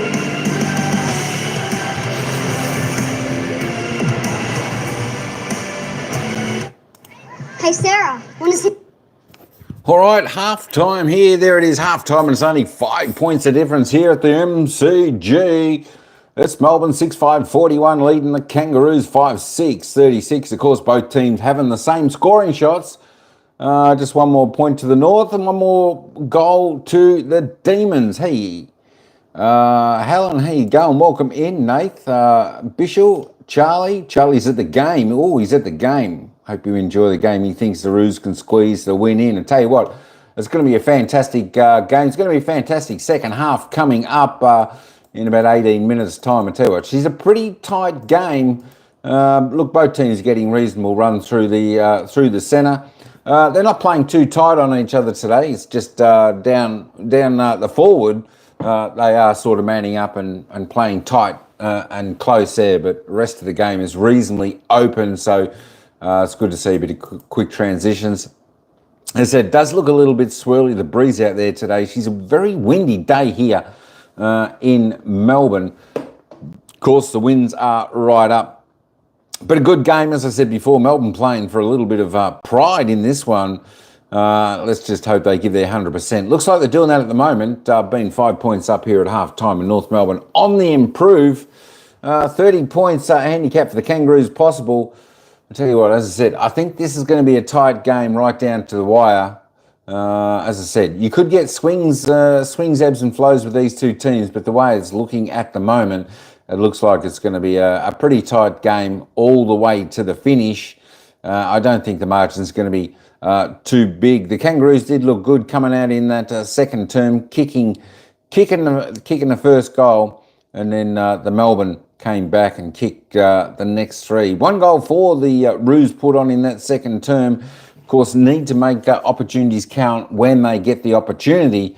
I know it's a little bit more difficult with the swirly breeze, but you've got to make them count on games like this. And I think if you can do that and be the team that does that, I think you can put the opposition to bed. 3 goals too was the result return for Melbourne in that second quarter, so kicking a little bit straighter in that second term, taking the lead from North Melbourne, who led by 5 points at quarter time, and has certainly flipped around. Mirror image, 5-point lead to Melbourne. All right, let's duck over. Let's go and have a look at the goal scorers now as they stand at halftime. We'll have a look at the stats and some of the team stats for everyone out there. All right, so we've got some multiple goal scorers out on the ground today, and of course that comes in the way of North Melbourne. North Melbourne have got the only multiple goal scorers out there at the moment. And of course that is Jack Darling and Paul Curtis, both with 2 goals each. Of course, Cooper Harvey has a goal. Had a shot on goal through the rush behind though. Couldn't quite make the distance. For Melbourne, Kaisia Pickett's got 1, Jake Melsham, Ed Langdon, Matthew Jefferson, Bailey Fritsch and Cade Chandler. Good to see plenty of goal scorers there for Melbourne. All right, let's have a look at the disposal getters. Let's have a look and see who the ball magnets is. Of course, Colby McKercher tops the table. I tell you what, he's having a pretty good game there for the Kangaroos. 20 disposals. The only player out on the ground at the moment to hit in the 20s. 10 kicks, 10 handballs. He's had a mark, a tackle, clearance. All right, we'll come back to the stats in a moment. Let's just get back down to the commentators for a little bit of analysis on the opening half. Of that quarter, we went goalless, so it was a real flurry of goals to start off with, and then a little bit of a holding pattern before half time. North Melbourne had a bit of work to do, and they did it. The last 15 minutes, at least they stopped what was happening from a Melbourne point of view. Melbourne were getting on the scoreboard, looking dangerous going forward. They were able to lock that away and then get some opportunities themselves. Yes, they missed them late in that second term, but they're right back in the game now. Love some of the ball movement from North Melbourne through the corridor particularly, and their transition at times has been really impressive, and they're undefeated at this ground this year. They're 2 from 2, trying to make it 3 from 3. Well, they could if this man ends up with 40, because he's had 20 to start this game, first half, and he's leading metres gained as well, and you can see why, because he just runs and he controls their ball movement in a fair way, does Colby McKercher. But it's the fact they're going back through the corridor. Yeah, they can go wide again when they need to, but it's not boundary wide. It's out just past the logos, get some nice deep entries to give themselves the best opportunity to score, good shape around the contest. So they've had a number throughout this game that has been able to work back through the corridor and really open up the D's with their style of play this afternoon, especially in this second term. That's what got them back into the contest. They've turned over a couple. They've had 1 goal kicked against them, but Parker would take that on the fact that they've been really positive with what they're trying to achieve as a team to get these type of looks inside forward 50 in dangerous spots. And I guess the flip side is Melbourne. There's been some impressive moments from them, particularly we've seen players that have been quite unselfish. I know Bailey Fritsch has been criticised throughout his career at times for trying to go for miracle goals when he could have given it off. But there's been some really good moments here. Yeah, there has. And it's the perfect centre. It's a contest at just the other side of the goal square. I like the kick too, had a bit more depth on it. And Fritsch there didn't even know. He just went to the voice. The voice was the right man. It was Langdon who finishes off with that goal. But that centering kick was perfect, because you can't go to the goal square. You've got to go beyond it, because that's where your teammates are normally setting up. Jack Darling kicked his second in the first couple of minutes of that second term, and the Kangaroos were out by 11 points, and since then the Demons were able to kick the last 3 of the contest. So it's 5 points at a half-time here. Looking forward to the second half. And as we go to the break, well, the Melbourne Football Club wearing black armbands this afternoon for, of course, for AFL Hall of Famer Brian Dixon. He played 252 games for the club. He was a 5-time premiership player, Melbourne's team of the century, and he even had a stint coaching North Melbourne in the 70s. Vale, Brian Dixon. All right, there we go. A little bit of a wrap-up from the commentators. We'll get back to them when they're back. Hey, WA Footy Kid, how you doing? G'day there. All right, let's get back over to over to some of the stats where we were, and we'll check some of those out. There we go. As I said, Colby McKercher tops the table on 20. Caleb Daniel, quite possible, as I said, the shortest man on the ground. 18 touches, doing quite well. 12 kicks, 6 handballs, 3 tackles. Well done. Christian Salem is the best for Melbourne on 15, 9 and 6. Christian Petrarca on 14, also a couple clearances. Melbourne players starting to get amongst the ball magnets. Still plenty of Kangaroos in there. Still 7 of the top 10 to North Melbourne, the players out there grabbing the ball. Harry Sneasel's going quite well in the opening half as well, with 13 touches, 7 kicks, 6 handballs. Luke Parker, the old boy, on 12. Clayton Oliver, look, he hasn't done a great deal out there for Melbourne as yet, although he's still got 12 disposals, just the 4 kicks and 8 handballs, 4 clearances as well. I'd like to see him get on the kick a little bit more, try to get that centre clearance and drive it deep down into the forward 50 of Melbourne. Give their forwards a little bit of an opportunity. That would be quite nice to see him doing some of that. Jack Viney, just the 10 touches so far for him. Jacob Rambuan also on 10. Finn O'Sullivan there for the Roos on 8. Let's just roll on down. Cooper Harvey, as I said, missed a couple. He's got to be a little bit more accurate there. The 8 touches, 6 kicks. 1 goal, 2. Come on, kick a little bit straighter, and you could be certainly putting North Melbourne back in front of this game for sure. All right, let's roll on down. Kaiser Pickett, who kicked one of the early goals in the opening term, a little bit quieter in that second one, just the 6 touches, 6 kicks. He's had a couple of clearances out of the centre, so fantastic effort from him. 1 goal, 1. Jack Darling, the big man down there, the forward line for the Kangaroos. 6 touches, all kicks, 4 marks, so he's grabbing the ball well, kicking nice and accurate like you would expect your forward to do. 2 straight goals from him there, so that's quite good. Ed Langdon, 5 touches, 1 goal, just rolling down. Maxi Gawn, well, Maxi's having a little bit of a quiet afternoon as well, up until half-time. Just the 5 touches for Big Max. 3 kicks, 2 handballs. He's had 1 mark, a tackle, 2 clearances, 15 hit-outs for Max. Christian Zira, I think he is the other. Let me just roll this up reasonably quick. Sorry about that. Christian Zira, the other ruckman there for his opposing.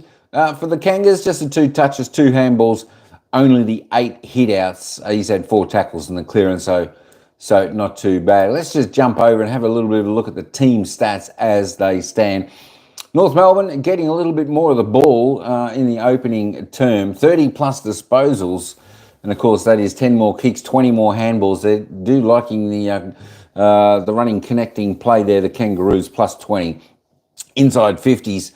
Well, there we go. Look, both getting it. Melbourne just above season average on their 27 inside 50s for 11 scoring shots. North Melbourne at 21, a little bit low. Want to lift that up, try to penetrate their forward 50 just a little bit more. 21 inside 50s for North Melbourne's 11 scoring shots. So North Melbourne doing actually quite well, scoring better than 1 in 2 every 2 times they go inside their forward 50. And, of course, that shows you their 61.9% efficiency. So that's quite good, up from their 48%, the Kangaroos. Their efficiency around the ground is pretty good at 74 also. Free kicks, 7 to 9. Not much really given out there. It's just plus 2 to the Kangaroos.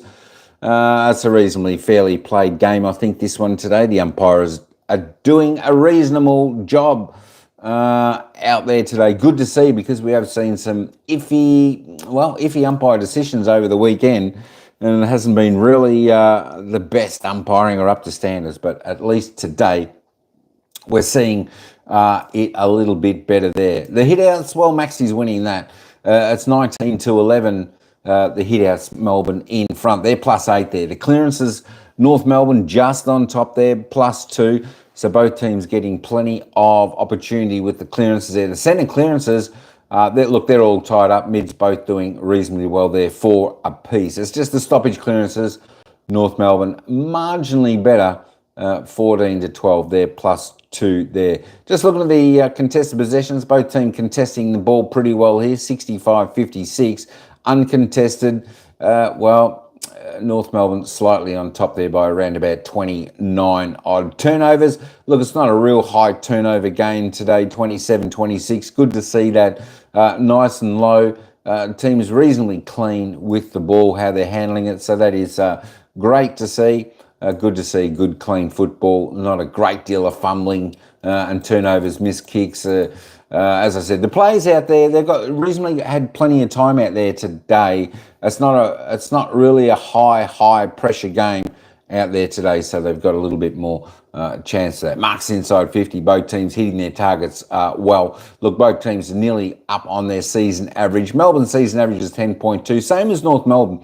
Melbourne has 7 marks inside their forward 50 to the Kangaroos 8, so that's pretty good. Both teams contesting the ball well in the air, 8-6 there. And as I said, just looking at the tackle count, both teams' tackles a little bit low up until half time, 28-26. Both teams under season average. Good to see Melbourne, though, at least up to 5 tackles inside their forward 50. Trying to keep that pressure up a little bit. North Melbourne do need to lift in this area. Just the 1 tackle inside forward 50. Just touching on the tackle count, of course, we did see a team last night have 103 tackles for the game. That was Freo. So you can see the big difference there when the good sides really put the hammer down, put the pressure to the opposition. That's the type of pressure that you need to bring to your team in the game. And of course, the more pressure you put on the opposition, that's the more perceived pressure that the opposition feels, even though you mightn't be that close. They'll feel the pressure coming, and you can certainly cause the turnovers and regain the ball for your benefit, which is what you need. But look, it's a pretty good game here so far. Melbourne leading by 5 points. Well, this is anyone's game. Let's just have a little bit of a look in the poll. What the poll says so far at the moment in the live chat here, of course, we've got 67% going for Melbourne. That's right, 67% going for Melbourne. Only 33% going for North Melbourne. Look, this is a little bit of a tricky game. I think from memory, I think I might have tipped North Melbourne. Only because I think North Melbourne is the team that is up and coming, and their improvement has been gradually, slowly growing throughout this season. Although they've only had 4 wins for the season, I think their performances are holding okay. And especially against some of the better sides, they're doing reasonably well, whereas Melbourne is up and down. Manny, it's up and down. Melbourne's performances this year, and especially their form, you can never tell. Hi, beautiful people listening. Just cooking a lentil dish for my daughter. Sounds good. I tell you what, geez, mate, you're going to make me hungry. I'm part of the 33%, lol. Go the Roos. Good on you, Nath J. Good on you. Hey, don't forget, games also coming up today. I think we've got a couple more games coming up today. We'll probably get the second half of the next 2 games. St Kilda, Sydney. That starts at 3:15. We'll probably get maybe the last 2.5 quarters of that game. And then once that game finishes, we'll head over to the Port Adelaide West Coast game. And I'm thinking we'll probably get around about the same, the last 2 to 2.5 quarters of game in there. So as soon as one game finishes, we'll certainly transfer straight over to the next game. So once this game finishes, we'll end this straight after the siren and head over to the next game, because the games are running into each other. The games are running into each other today. Can you believe it? Let me just have a little bit of a check. I'll let you know who these 2 teams are playing. I normally do this at the end, but I may not get the chance. I tell you what, it should be a good game next week for Melbourne. Melbourne again play at the MCG, and of course they'll be playing that next Saturday evening, and they're going to be taking on Carlton. Melbourne taking on Carlton. I tell you what, that's going to be a ring-a-ding-ding game. I'll tell you that for sure. That's a game that Melbourne certainly can win if they bring their best football. They could just about towel Carlton up. That wouldn't surprise me. Would not surprise me, of course. For North Melbourne next week, they got a little bit harder, tougher effort. Another game that should be an absolute classic game. North Melbourne next week head up to the MCG next Saturday afternoon. Of course, they'll be taking on the Sydney Swans. So that should be a fantastic game up there, North Melbourne and Sydney next week. All right. That's enough of me for talking up until halftime. Let's head back down to the ground, down to the commentators. We're only 2 minutes away from the action, bounce of the ball for the second half, but we'll take you down to the commentators and they'll run us into the bounce. He's been matched up with Phillips for the majority of the game, and Brad Johnson pointed out Phillips has had zero time as a defender this year, so all of a sudden he's playing on one of the most dangerous small forwards in the game right now, and we're seeing through the middle of the ground as well, Pickett. The playing down forward is going to be the problem for Phillips, and it was on a couple of occasions. He's been outmarked on a couple of occasions, but it was the poor kicking from Pickett that probably saved Phillips there in that quarter where he absolutely shanked a couple. But I think late in the game, late in that half, I should say, we saw a move being made where Pickett was playing forward. I think Toby Pink went to him late. So depending on what they do here would be very interesting from a North Melbourne point of view. But Phillips as a defender, we don't think it's going to work for them. You can see Jake Melchin there. Looks like he's ready to join back in with the activities. He was involved in a collision with that man, Will Dawson, centre of screen. This is how it went late in that second term. How do you see this one, Moons and Jono? I don't know. I think it'd be fine. It was more the little clip on the head that I was more concerned with than the actual shoulder, but obviously a stinger through there. And I think the clip on the head meant as you know, your head and your neck gets pushed down, and all of a sudden you lose a little bit of feeling down your right-hand side, and it seems to what happened there. I don't think Dawson's got much to worry about. He's just going for the ball. It's just one of those accidental contacts. Matt, one. So Curtis is the other one from North Melbourne that had his own concerns in that first half as well with an ankle. So he got back onto the ground, got involved in the game late in that second term. So hopefully he's used half time to really get that right. Or at half time it goes completely cold on you and goes the other way. But you could see it in that kick for goal when he was trying to kick from 45, 50 out.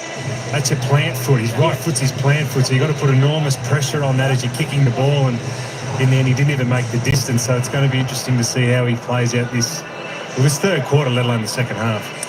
So there's a bit on the line in this second half. The D's haven't had a win in nearly 2 months. So they're looking to snap a 5-game losing streak. And the Roos are chasing their 5th win of the season. The last time they had 5 or more wins in a season was 2019, when they had 10 wins under Reece Shaw. That was the year that Brad Scott left. So last year 3 wins, the year before that 3 wins, the year before that 2 wins. So there is something up for grabs, even though these two teams are languishing near the bottom of the ladder. The W will mean everything. Interesting to see what Melbourne do with McKercher this quarter. 20 possessions in the half. And extremely damaging by foot. You've been on Gorn v X watch, Moons. Yeah. Who's got it so far? Well, neither of them are really doing a hell of a lot around the ground. Sherry's only had the 2 possessions. I'm just trying to find Gorn. He's had the 5, but it's the hit-outs to advantage where Gorn has had the advantage. Playoff for the All-Australian starting ruck. Sherry. For the rising star too on the wing with Langford and O'Sullivan. I like that matchup. Oh, I like that call, Jono. Underway in this second term. Powell flicks it out. McKercher, Sullivan. The 2 youngsters combining. Brought down in a tackle by Langford. And Langford emerges with it. Quick handball out to Petrarca. Pickett will burst his way through. Sees something he likes, steadies and hits up Gorn. The captain wheels around. Van Rooyen wants it in the pocket. He points in that direction and he can't quite get on the end of it. Well, Maxie, you want to probably try and put that one to the top of the goal square. I know Van Rooyen was pointing that way, but you have control of the ball. You put the ball where you think the best spot is, and that was at the top of the goal square because you had him out the back.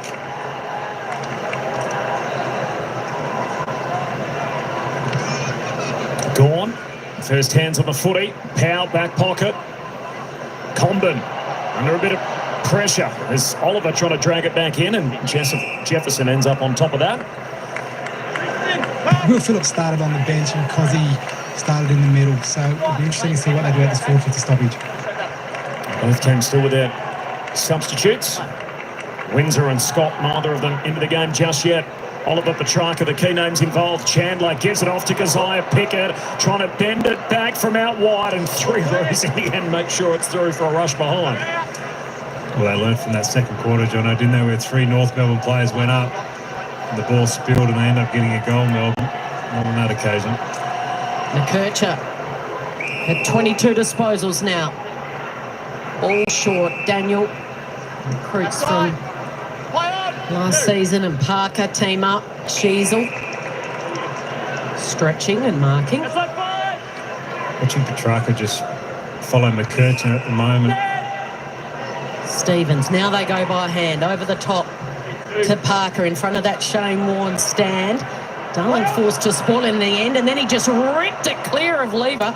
Off to Simpkin, standing start. Zerha thought about going on with it, and he'll go back and have a set shot. And he's got a good record at this ground. He loves playing at the MCG. First set shot for the day for Cam Zerha, 5 disposals in the first half. So first opportunity to have a shot. Kicked 4 here in round 10 when they beat the Tigers. He kicked 3 here in round 15 when they beat the Blues. This is the end, Jono. This is the end. It's a little bit more swirly than the other. Can he get them started in this second half? Good kick. Just pushes it out to the right. I've seen something here. It's going to be It was behind. behind. It did go over. They're going to call for a review, Went right on the line. which kind of hurts North Melbourne in a way, because if it's reviewed and it comes back to play and it's considered... And they had the ball. And they had the ball. Yeah, that's 10 it. metres So out. maybe, I don't know whether we can play this out until there is a stoppage, go back. Review complete. Looking at this angle, we can see the ball crosses the behind line. Decision on scoreboard. But if it doesn't, it becomes a disadvantage for the team that might win it and be able to have a shot at goal. So behind for the Roos, and Same out grey areas, you know. You got a solution for us, Joe? Just play it out. Play it out And keep going. until the you next get a break chance. play. Yeah, you might have to. Wow. You could have we went 18 minutes, I think, without the next goal. Hour and a half. There's a stoppage. Something happens pretty quickly. I'm not saying next score. I was thinking like a tell everyone to freeze in the position they're at. Stop. Red light, green light situation. Melbourne switched the ball.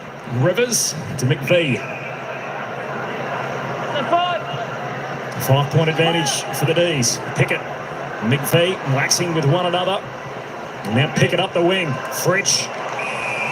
He's finding himself up in the ball at the moment, Pickett. And I'm not seeing anyone go near it. Oh, dangerous kick. Wanted Salem. Got the opposite number. As Sheasel straight through the corridor. Kick here. Curtis, there's no one at home. Heads to the unguarded goal square. The kick is wild out to the That is left. so bad from Curtis. Like, he's got and then the coach sees it, because he's got to turn, see an open goal square, kick it to the goal square. You get the bounce you need. It goes through, but just get it to that spot quicker than what he looked for. Then he tried to be the perfect player and find a teammate that wasn't there. Coach Killer, Clarko, using the old Rodney E trick, covering his mouth. So the D's now looking to build, led by as much as 11. That was in the first quarter, and then the Roos' biggest lead was 11. Game well and truly in the balance. Hardiman, good kick. Curtis, what does he do with it this time? He puts it out in front of Zerha, and that was the good option. Yeah, it was. And again, the turnover through the middle of the ground. And Hardiman, just a nice little hit up there, but the turn and kick here, this is what you're talking about a little bit before, John. It don't have to be perfect, but that one leads straight up the middle from Zerha. Excellent.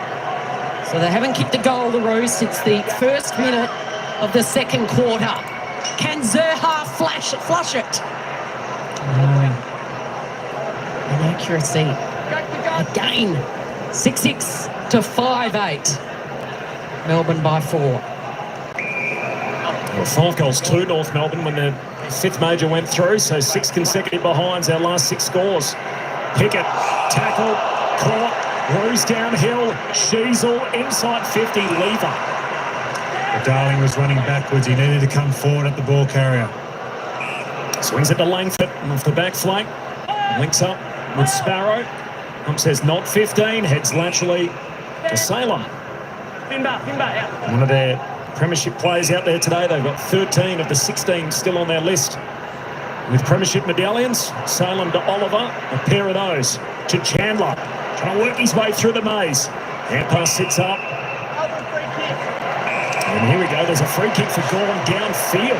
Oh, and he pointed to the scoreboard, which is normally a direct 50-metre instantly. I think he's just saying, have a look at what happened. Well, that's it, but that's completely gone now. That The descent. Descent, you can back to whatever, which is just quite amazing. Interesting to see the replay just see here.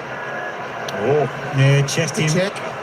Look, and that happens 100 times a game.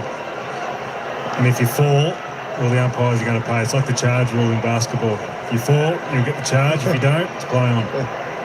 Saying he flopped. 15% accuracy this year, Max Gorn. When 120 kilos hit you, it's probably not a flop.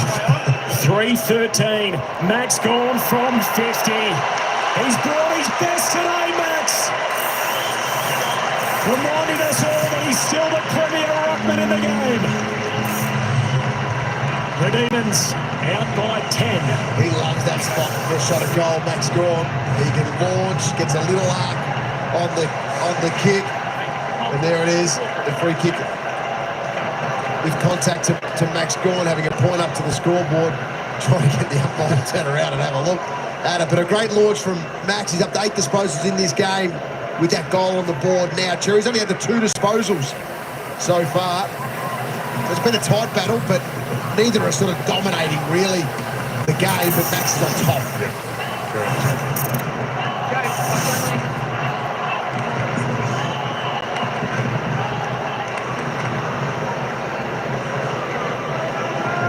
Just having a look at the hit-outs here. 16-10 in favour of Gorn. Here's another one as it spills clear. Well, it's stolen by Powers. It hits the deck off to Phillips. Great smother by Salem. Wants it back. Give and go with Langdon. Can turn this in a blink of an eye. They do. Phillips is at the handball with his other hand on that occasion. He gets it out. Tried the crossover, and it got smothered by Salem. Had to be quick, but that's the reality of AFL footy. And the young gun, Matthew Jefferson, on the end of this passage of play. Already kicked one this afternoon in the second term for just the 3rd goal of his career. So he's lining up for his 4th. For their biggest lead of the afternoon, Jefferson again caught the wobbles. A little hush across this crowd at the G on a chilly winter's afternoon. Sunday ticket on Fox. Plenty of room to take some grass here. Daniel. Bruce last goal at the 1 minute mark, the second quarter. And it's been a minute, 6 straight behinds. Phillips marks the kick out, McKercher. You get his view upfield. Too much on it, Salem. Back inside 50 for the Demons. Over the head of Daniel and Bailey Fritsch. Well, you just put yourself under so much pressure trying to pull that kick off into the middle of the ground. And you actually have a look, there's just no one there, Jono, to really go to. They're completely outnumbered through the middle there. McKercher, he's having a great day. He's had 23 possessions, and his kicking has been elite for most of the day, but that was just a poor one, a poor decision. Now you put yourself under enormous pressure. Bailey Fritsch, once the D's marksman, the drop punt sails goalward, and he's back in his groove. The D's were the last 5 in the game. Oh, it's a good finish off turnover. They've scored that way a couple of times today, but it's here at North Melbourne. They've been their own worst enemy when it's happened because they've tried some ball back through the corridor and haven't been able to hit that target. It's a nice lead up from Fritz. You can see him just cut the angle on the side and then dart back up towards the kicker. Created the metre required. Kick was sensational.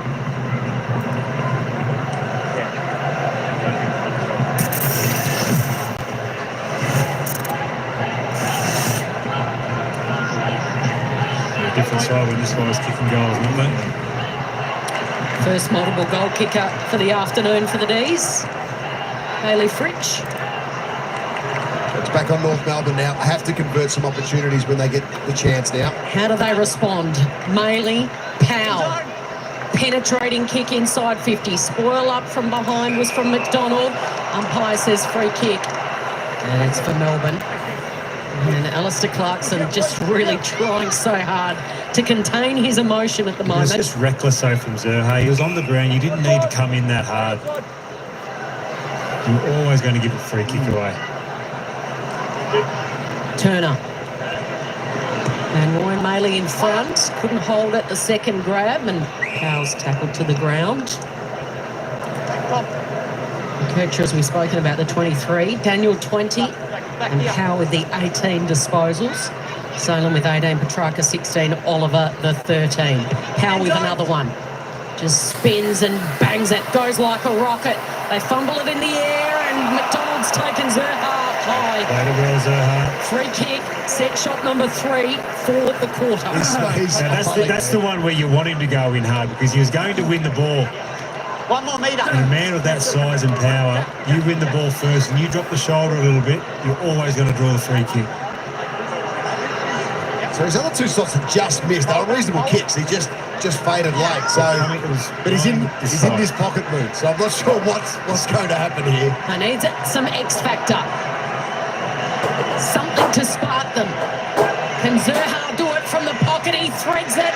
And they stop a run of 5 consecutive goals. Well, the key there, John, he kept it low. Took the wind out of the equation. But I spoke about that last contest he gave away a free kick. It was really poor the way that he went in. This one here, you want him to go in hard. Look at him, just drop the shoulder a little bit there. You've got to make the defender make the perfect tackle. And he couldn't do it, McDonald. Drew the free kick. And this is a great finish. Kept it low.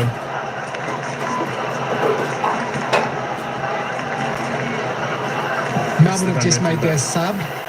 Caleb Lindsay comes on for Xavier Lindsay. I like that move. Wins as a runner. He'll provide some good dash up and down the wing. As you see there, 30 goals for Cam Zerha. Third time that he's done that in his career so far. Pickett got it out in the middle. Van Rooyen to Salem. Sheasel got him. O'Sullivan got it out. Back to Sheasel. Roos keep it moving forward. Zerha again. Can't break the disco Turner tackle. That's great tackle. Both teams, though, were fantastic in that. Both stood up in some really tough scenarios. In the end, Turner comes up with an elite tackle. His fan base is growing. You can't have a name disco if you're going to get fended off, so he absolutely nailed it. Well, I've had the confirmation as well. It's because of the moves. Petrarca, long down the wing. And there's a free ball. This will go away Van Rooyen. Turns, looks inside the forward 50 and onto the chest of Melcham. It's an outstanding kick. With the work from the forwards, they all ran back. And then Melcham, with all the space that was created, just came back at the ball carrier. And it was pinpoint. Just over the hands of Dawson. As you said, big guy, 200 centimetres, leaves the ground. The kick had to be precise, and it was. So Jake Melcham with a drop punt. It's good. And the D's get that goal straight back. Beautiful kick inside forward. I think that's a couple in this quarter where they've been able to hit up a nice lead with great kicks, the D's. But what would be even more frustrating for Alistair Clarkson is 2 of the goals in these quarters have been from direct free kicks that they didn't need to give away. First one was Cherry O'Gorn out of play, and that one was the hold from McKercher on Van Rooyen. So he gives that away. Melcham creates some space behind, back up at the kicker. Beautiful hit up from Van Rooyen. Good vision that, wasn't it? Just show the work that they do as forwards. To create their own space. You run back, create the space, you lead back into it. It's a great kick from a guy 6'5". He's making a habit of kicking goals out of contract at the end of the season. Father of 3 says he's not sure. He does want to go and see his kids play footy on the weekends, but the way he's playing, I think he'd definitely earn a new contract. In the centre, Pickett. Couldn't quite break the tackle of Parker, and up and under play on. You hear the umpire say. Stevens puts his body on the line. Simpkin blazes away, skies it in the end. Zurhaar knocks it down. Lever. Zurhaar gets him back. So Lever wrapped Zurhaar up a few moments ago, and now it's 15-all. Well, it's good at the moment. Both teams are giving themselves some really strong opportunities here. So Zurhaar's having a strong quarter for the Kangaroos. Converts this one here. It's another great response. For back-to-back goals, there's no Larky. Someone's got to stand up. Zurhaar from right on 50. He sticks it. Yeah. That's called learning from your past mistakes. The 2 that he missed, they all went to the right hand of the post, right hand of the goal post, and he just put it out to the left there and allowed the ball just to come back through. It was a fantastic kick. And we just see the tackle bang. Oh, it was good, wasn't it? Second he tackled on both there for a second. He creates the sprawl, right, so he doesn't get outmarked, which is the first thing he had to do because he was out of position. Then jumps back in, lays a strong tackle. 2 goals, 2 for the quarter for Zurhaar. North's entire score in this term. He's got to be the man today. He's been the man the last 2 times these teams have played. He kicked 4 against Melbourne in round 2 at Marvel Stadium when they had that 10-goal win, and he kicked 4 here last year against the D's in round 15. Up to 31 for the season, Zurhaar. As Phillips gives it to Simpkin. Out to half forward, here's Constanti. Continues the shift out wide. O'Sullivan got it. There's the option inside a crowded forward 50. There's his vantage point. The ball leaps at it, no mark, falls down towards Langford. Hand pass coughs it up. Parker to Phillips, to Hansen. Goes back here to Logue. Swings it further wide. Comben continues along the 50 to Curtis. Looks back inside 50. Zurhaar went again, not to be. Sheasel, hand pass out. Simpkin trying to get his leg free. On the right. Hits the post. He was back and back too many for him. He was off. Got to zone back in here, set themselves up. Don't allow the D's to exit. You've got control of the game here, North. Got to keep control.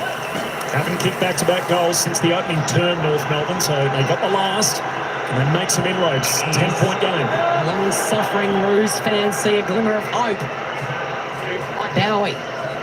A dash and a drive on the outer wing. Dawson.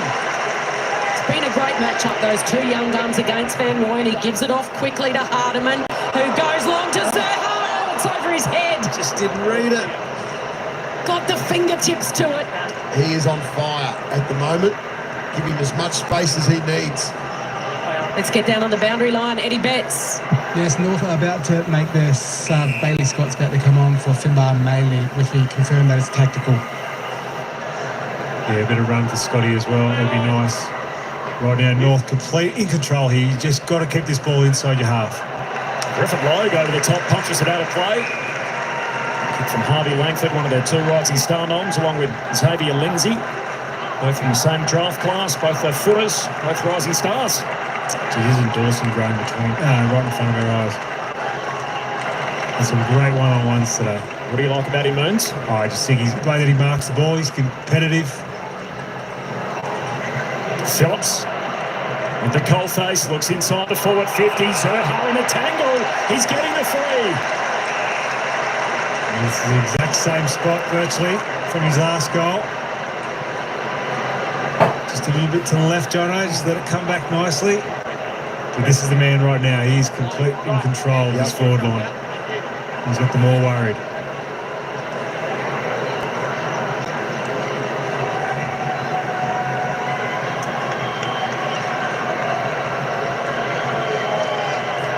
The ball, Zurhaar. From straight in front. He's got 3 in the corner. And Cam Zurhaar is dragging North back into this game. he's just everywhere at the moment, inside forward 50. And what a turnaround it has been. Missed his first 2 shots in this quarter. Has kicked 3 in a row. Phillips off the contest. Great deep entry. And there's Zerha just getting entangled with Turner. But Zerha's in front. He wins the free kick. Just so strong in that contest, wasn't he? So he almost single-handedly dragged his team over the line when they played last year here at the MCG in that absolute cliffhanger. And he's trying to do it again here today without his partner in crime, Nick Larkey, who's missing his first game in 3 years. 5 shots in a quarter. It's nothing to sneeze at, I can tell you.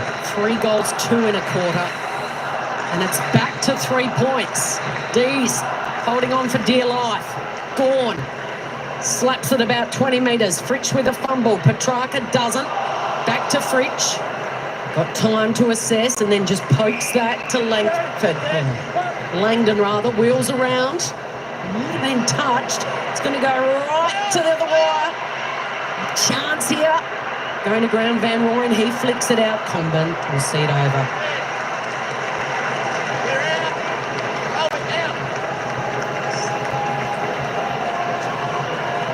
McCurchie's got no one in front of him here. Take some grass, get the ball out. And busy again today, up to 24. This disposal, Colby McKercher, the Apple Islander, goes long to the wing. Spills down to Bowie, to Langford, hand pass to Fritsch, heads up front, onto the chest of Jefferson. He got what he wanted, McCurchie. He got a good run at it. In the end, he just had no one to kick to.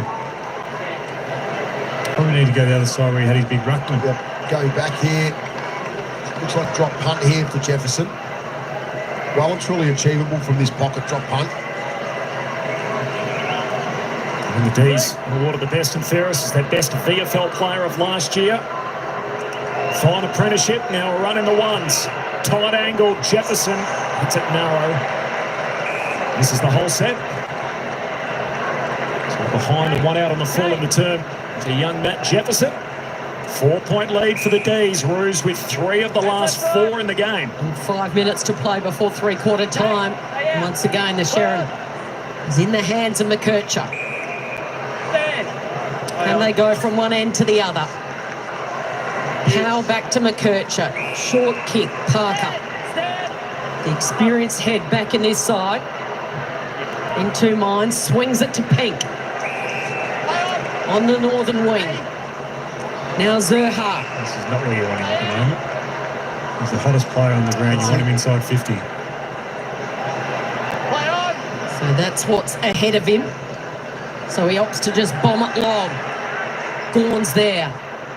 Quick hands, Turner, Bowie. Tried to... An underground kick almost that got it to Langford, but Scott, the sub who's just been injected into the contest, has come on.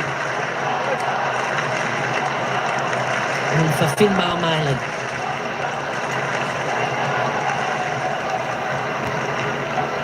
To get out to 17 points on a couple of occasions in the term. The Kangas kick the last couple.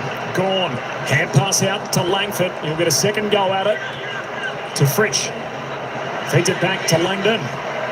Oliver. Back to Fritsch. And they work it out of the tight confines. Up to half forward. In from the side. Pink picks it off.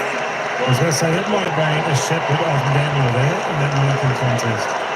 And it was outsized as he offered his and saw that he had Pink coming. Stood in front of the forward. The umper weight to it. Melcham inside 50. Jefferson. It was touched on the way through. Attracts a crowd and the ball up. Touched by his teammate. It was Sparrow going back with the flight. Here's the block first up. Daniel just engaging there and pushing him forward. Jefferson's had some promising moments.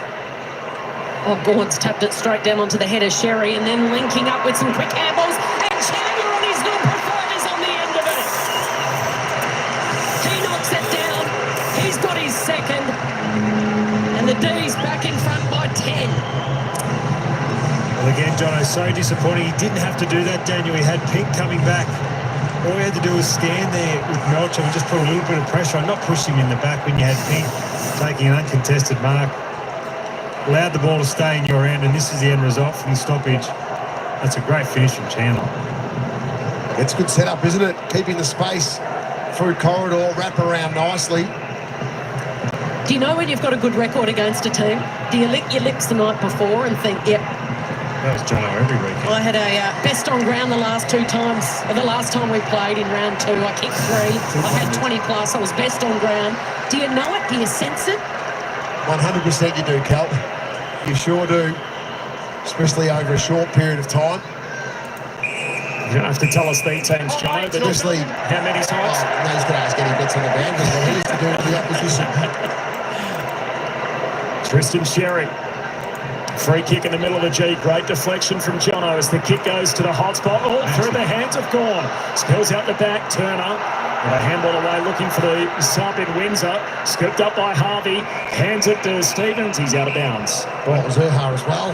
Who's going to mark it in the goal square? I know he dropped that then, Max, but how quick was he to get back to help his defenders out? He does that so well. The quarter he's had, Ken Zerha, with 3 goals in the term. And that man, Max, gone. This intriguing battle with Tristan Sherry, threatening to take the baton as the premier big man in the game. Spills out towards Langford. Long kick to the wing for the D's. Jefferson the target. Has to contend with Comben. Jefferson wins it. Chandler looks further afield. Kick out in front of Langdon. Needs a con bounce. Got it. Runs into trouble. Still got the ball out. Van Rooyen to Tolstrup. He left it behind. Tolstrup goes back in after it. Hansen, short kick. And Sheasel can settle it down off the back flank. And now the green lights are on again. Hardeman, the handball receive. What a kick. Out in front of his target, Harvey. He didn't get the roll that he wanted. The Demons through Turner. He's rolled over and tackled. And the Demons know they're in one hell of a fight this afternoon. I think Harvey knows as well. He just missed an opportunity. He was sort of just watching, half running, half sprinting, going, whoa, how hard do I go? He had to go hard from the start, and he actually marks that on his chest. It's a good transition again from North Melbourne through the corridor.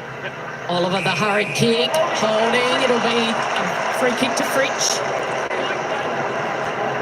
Does it hurt? Something late. 2.5 to go. Oliver with the wobbler. Trying to read it. Going back. Comben. And it's held up again. Half forward here. He's everywhere, Jefferson. He's played well today. He's worked hard, creating a nice contest for the D's. Like the way he goes about it. Pick it down in the goal square, and Hardeman in his 16th game is one out with him. McKercher. Sheasel. Daniel handballing their way through half-back. Stevens. That's a good run. Now Hardeman. So he's run from the goal square and he tries to work its way to Harvey. The Kangaroo stands thought it was out, but Lever keeps it in, and the Sharon's in the hands of the most dangerous player on the park. Pickett kicked one this afternoon. He could have kicked a few more. Tolstrup. Into the pocket. Van Rooyen sets himself great spoil, backing back low. Just needed to take his body earlier than Van Rooyen, didn't he? Yeah, try and draw the free kick. Yeah, or just jump hard into him. Yes. Put your knee up into his ribs. Get a sit, take the mark. 10-point game. Melbourne trying to extend that here. Viney grabs it. McKercher's got him. Back into dispute. Petrarca to Gord. Clever to Oliver. Hits the post. Would have been one of the great goal assists, Jono. That's pretty good from Max. And all the Bronton players involved. They were actually great call. Corbin, Petrarca, Gorn, Oliver. Close. He knows it. 11-point lead on the stroke of three-quarter time for the Demons. Daniel's kick has been intercepted by Viney. That's the old heads going at it most of the day. One to go. Signs are being held up on the bench. And Ryan with the lead, and he goes in that direction. He's caught underneath it, and it's slapped over the boundary line. by the Roos defence. All right, Matt's just wandering in here. They'll start to communicate, see what they can try and set up. They've already kicked one goal in this quarter, keeping corridor open. The coach has gone to Petrarca. Daniel on Pickett. That's the dangerous matchup. That's Petrarca you run through. Gone in the front. Sherry did well to get rid of him, get a little kick away. It dangles there on the 50, picked up by Salem. High ball, Gorn's going to go. Hardiman went well. And then it bounces off his chest, and he is happy to wander it over. Is it deliberate? Yeah, that was Guess who's the closest? Cozzy came in late. Oh, Cozzy, he's away. He got the smell. He scampered in, and Van Ryan said, no, give it to me. I want the responsibility. Hardiman, you had to know that was going to be deliberate. Hasn't kicked a goal this afternoon. Van Ryan, can he curl it back in? And that is an energiser. Right on the stroke of three-quarter time, and it's deflating for the Roos. Well, they fought so hard, Jono, to get back into this quarter. And over the last couple of minutes, you see Melbourne just starting to take control again. But this here, you've got to give that handball to Comden. You've just got to. Yeah, that Comden can take that. Yes. Under pressure. Understand the game. No pressure you're running over. It's always going to be paid. That's a good finish for the big boy.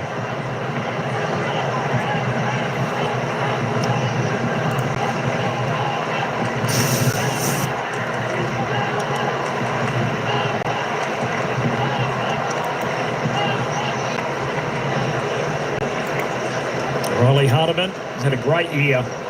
Still Rising Star eligible, but a regrettable moment there. Cost Maroons a goal as Petrarca handball out wide to Langford. My apologies, as he's held up on the wing. 17-point game. Gone, gets back to the footy. Sheasel picks it off. Floats a kick down to half forward. Hands on it from Turner. Ball sits here for Zerha. Tumbles into the goal square. Hansen. No. And wins it. Bowls over the goal umpire. I thought that was going to, if that had got the fast bounce, yeah, I thought it was going to take off. It popped up in front of Hansen and just missed it.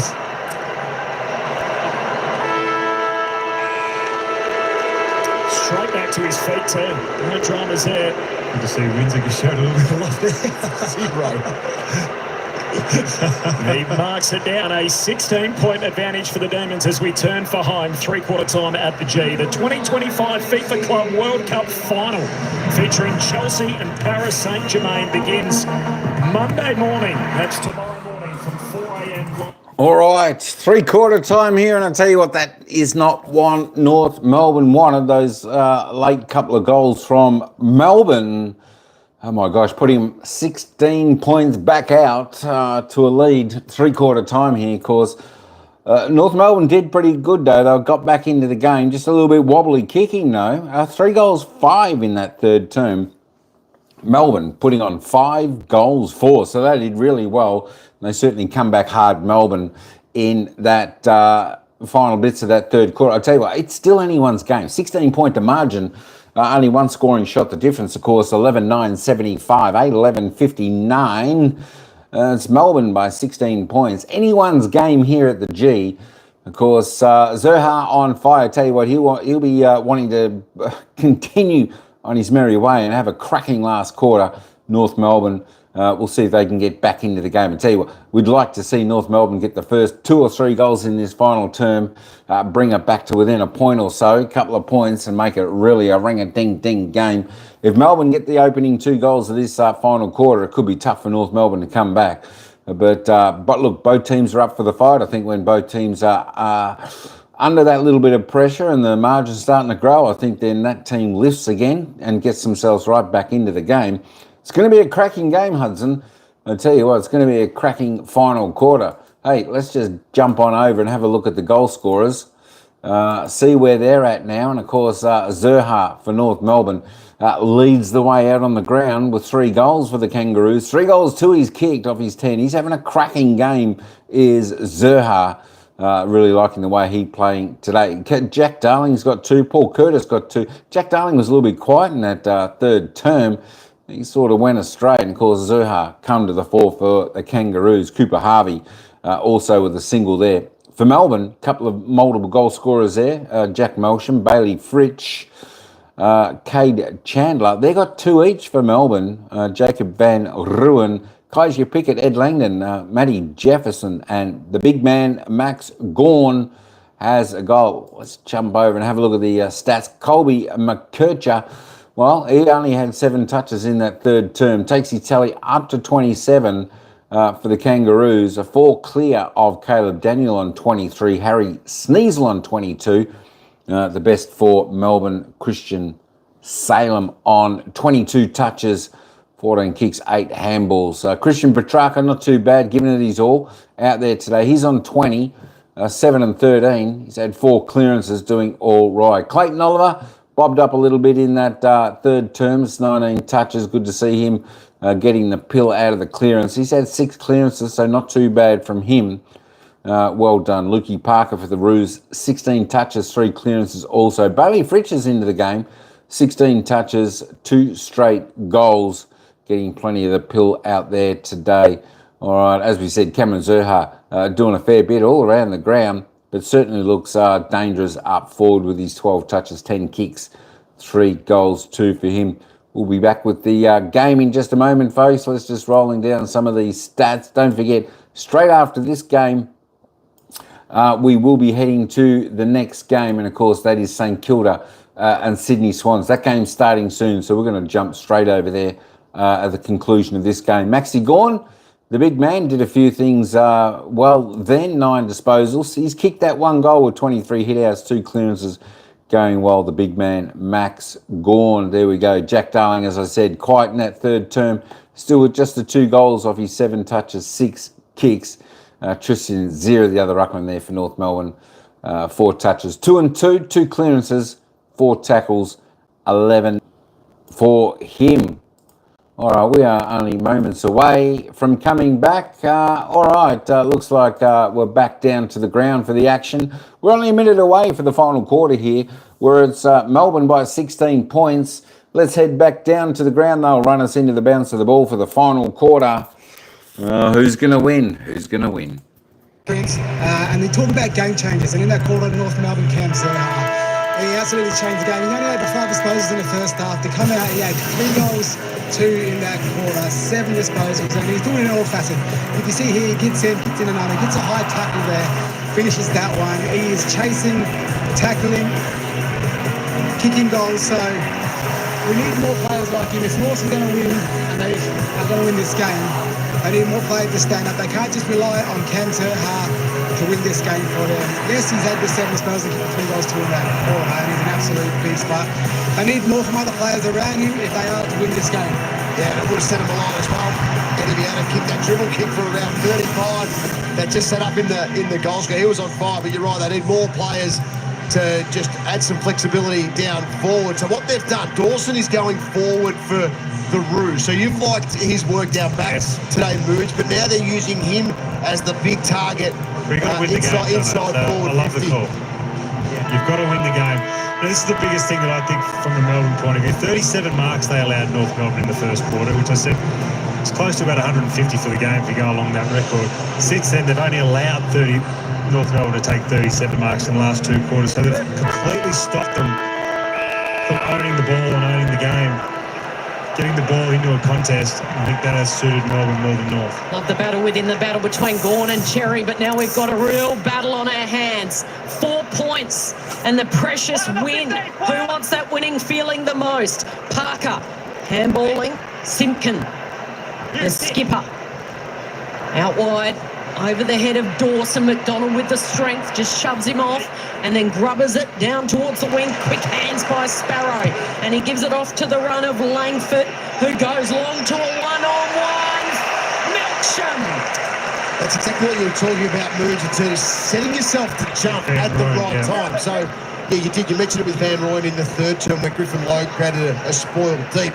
That's the play there. He sets his feet nicely, pauses, comes back at the footy and gets the jump on Pink. Well, if you jump that little bit earlier, you're going to make contact, so at least you're going to take your opponent away from the drop of the ball. And even then, you see Melcher, he took the mark on the way back down. He's in the best kicking form of his life. 5 against the Suns, 4 against the Crows. This for his third. He squeezes it home. Believe, Moose. Believe. It's a 22-point lead, and that's the biggest lead of the day. Well, you go back down on the wing here, and fantastic work from McDonald. Nice little fend off from Dawson. But over the pick up here from Sparrow, just really quickly gets the ball moving. And again, we spoke about this mark, Jono. It was a really good call. Again, see, on the way down, he's already taken that mark, or he's taking that mark. But he did his work early by putting the knee into the back, which made Pink not being able to get into the drop of the ball. And before the game, guys, we saw Melton take 4 shots from that exact same spot, and he shanked every single one of them. Good call. He just got the rubbish out pre-game. But yeah, it's a big finish. You're right, Kelly's been in fantastic form, and North have been able to respond so far in this game. What have they got left in them? After drawing within a goal, they've conceded the next 3, so Melbourne back on top. Petrarca, hand pass away to Viney. Decides to kick it himself to centre half forward. Tolstrup competes, ball hits the deck. D's get it out, nearly as far as Condon, who's taken front on and high. As you heard there, it's coming back to Charlie Condon. You go around 2 metres that way. Time, stand. In the final quarters this year, the D's have won 6 of those. North have won 5 of theirs, so not a great discrepancy on that stat. On the scoreboard, the one that matters, Melbourne by 22. Game high, as Cal mentioned. And the D's with the first goal of the final term. Fritsch up and knocking it away and out of play. Had a really good day today, Fritsch. Yeah, one of his best games for the year. It has been. He's had the 16 possessions, kicked a couple of goals, but he's worked up around the middle of the ground as well today. I think his game's been really solid. With the longies on. He's gone and Sherry. Highly anticipated matchup. Parker to McKercher. Handball turnover. Langdon gives it to Bowie. Can send it inside 50. Great kick. Melksham again. Again, that's what you want your kickers to do. Put it to space. You make the forward go to the ball. They're always the best kicks. They're always the Steve Johnson kick. You tell me where to lead. I wasn't smart enough. So I needed someone to help me out. That's the most beautiful kick you can get from a forward's point of view. They tell you where to go. Become a fine player, Jake Bowie. Melksham for 4. They'll be hard to catch the D's. Playing from in front.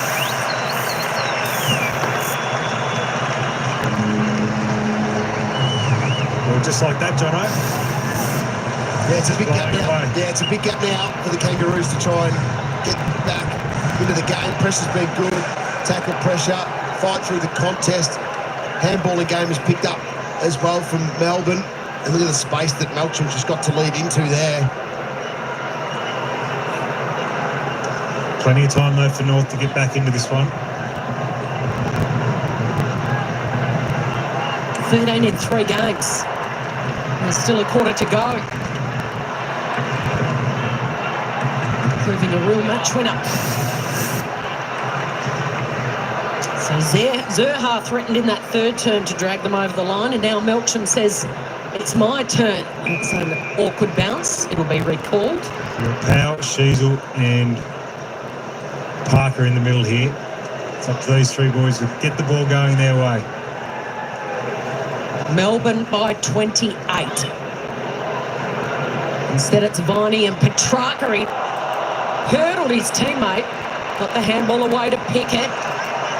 Danger. Oh, that kick was a wayward kick. He slipped over just as he made connection with his boot. And Scott, the sub, is able to intercept it. Constanti on the wing.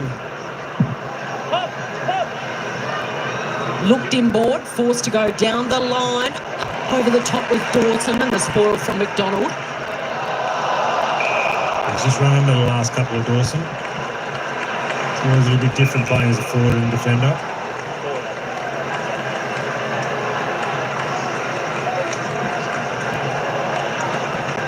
He's got plenty to say.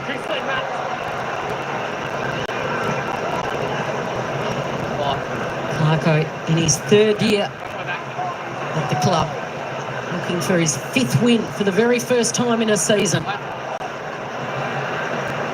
A slim tackle there from Oliver was a clean one, and then Petrarca follows it up with a tackle of Scott over the line. Scott hungry. He's grown into the game pretty well, Oliver. 28-point spread. Work to do for the Kangas. Gone the more telling touch. But moving forward, Petrarca in the path of the footy to Viney. Lifts it to Jefferson. Turns, kicks to Melcham. He's up again, and a good spoil from Pink. Yeah, it was good that time from Pink. Melcham had to sit again. The ball just needed to sit up a little bit more so that he could bring some body onto Pink, but it was great defending again, going back with the flight of the ball. Gee, today for the medium forward, we had Zerha with 3 goals in a term, and now Melcham 4 for the day. 1 at each end. Gone again, reaching over the back. Petrarca to Tolstrup. Tolstrup, the coach figure. Good over to Petrarca, young man. Because again, it's another clearance from Petrarca. He's been outstanding today in that area. He's had the 5 possessions this quarter already. He's had 3 clearances.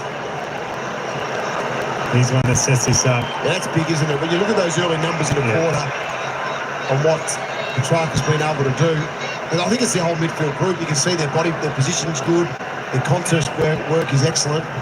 It's a great finish, though. It's nice. Good dude. Nicely set. Great dude. Great dude. Might be one of the... He's easily sitting on the podium. He's right having now. a look at the scoreboard at the moment, thinking, yep, that looks good. He brings the energy. Maybe a little bit shorter around the sides there, Kel, would be really just enhance it. The 20-year-old from Esperance in WA. He's enjoying it because he's just booted his 3rd goal of the season. And in the blink of an eye, it's blown out to 34 points, and Cozzy on fire in the centre. Oliver getting more of it. Oh, all the big names have come to play. Petrarca to the goal square. Pink with the spoil. Stevens, Daniel weaving left, zigzagging right, and wandering casually. Yeah, Oliver and Petrarca, 13 clearances between them. You're right, those two have been instrumental after quarter time. 3 quick goals to start this final term. Margin, 34 points. Van Rooyen in the ruck, gives the handball away. Straight to Sheasel. Hurried kick. Zerha, who booted 3 in the 3rd, trying to get involved. Stevens, Phillips, Scott, a fumble surrounded by Demons players. Can he get out of a pickle? He can, he does well. Back to Phillips, and then puts it out wide. Standing start there was a tough one for Harvey. He's going to go back and get this ball, and he'll go on the right for a snap. Cooper Harvey, the day after he celebrated his 21st birthday, he snagged 2 and keeps them alive. Wow, there you go. What a goal from Cooper Harvey. I was just in a message before around Boomer on his 21st. We have a look at the clash here. First up, a head clash. Boomer on his 21st got called up for state footy to play for Victoria and won the medal. Won the EJ Whip medal. So he couldn't have a beer the night before of his 21st. Same with Cooper, of course. I'm sure he'll have, if he does, he'll enjoy tonight. But fantastic effort as well. Reckon they'll be YouTubing that goal most of the night. It's an amazing story because he returned to the AFL last week after more than 700 days between his games. So good. He's got good size about him now. He's comfortable. His 5th game today, and he's playing for a contract next year. Saw Dad at half-time. He was happy with the fact we put him on coverage. I knew he would be. As Loke takes the intercept mark. Hand pass to O'Sullivan. To Parker. Run and carry. Hand pass back to O'Sullivan. Tough one to try and scoop up. Langford to McVee. Now Petrarca, he's got numbers inside, gives it back to McVie. Kick back inside 50, Fritsch all alone. No. Well, Parker, your most experienced player through the middle of the ground. He's handballing at his teammates' feet. And the ball just goes straight back over their head for a set shot. You just can't have that from your experienced players. Just simple skill. Only Fritsch checks the countdown clock.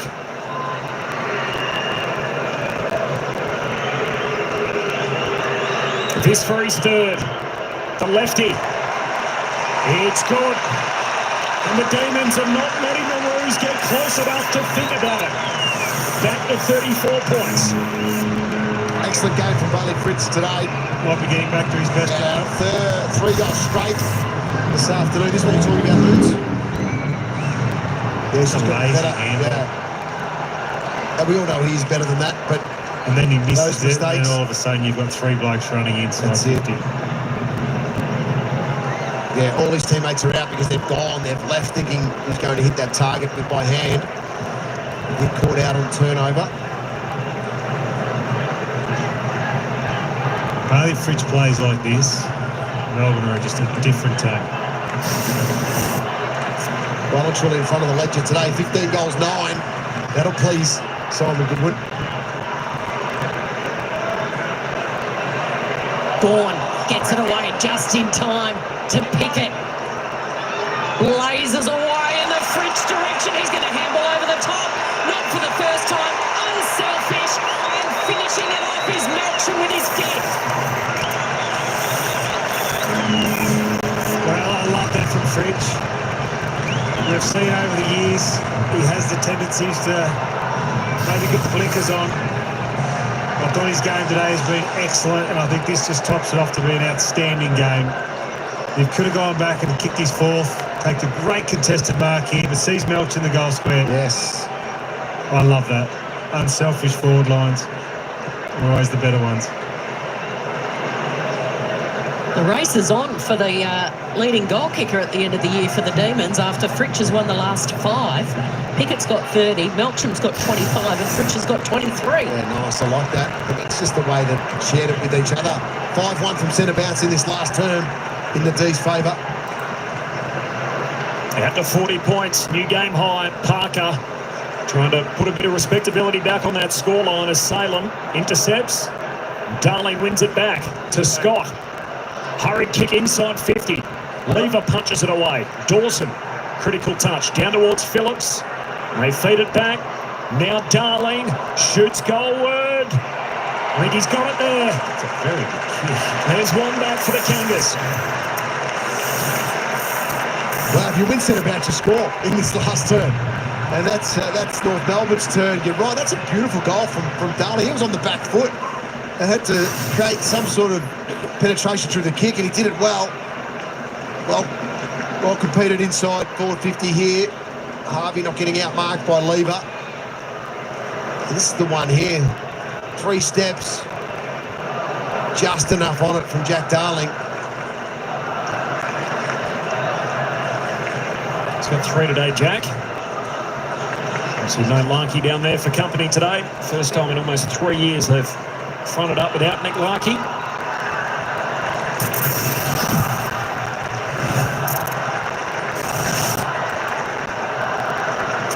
He's kicked 3. Zerha 3, all in the third. As Phillips gives it to Powell, tries to break a tackle of Oliver, got away just in time.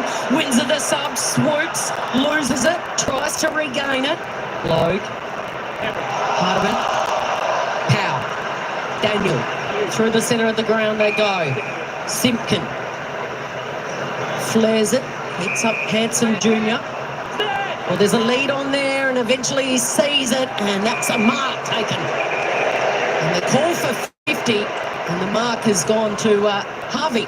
Has he got the 47, 48 metre kick I think time? one from 50 last week. I think he does, but it was a beautiful lead as well because Hanson Jr. had to go onto the left, so he had the corridor first, changed his lead up to suit the leg of his teammate, Oliver must be thinking, what have I got to do to get a holding the ball in this Oh, game? yes. So he that was unlucky. came in today and kicked 2 goals in his whole career.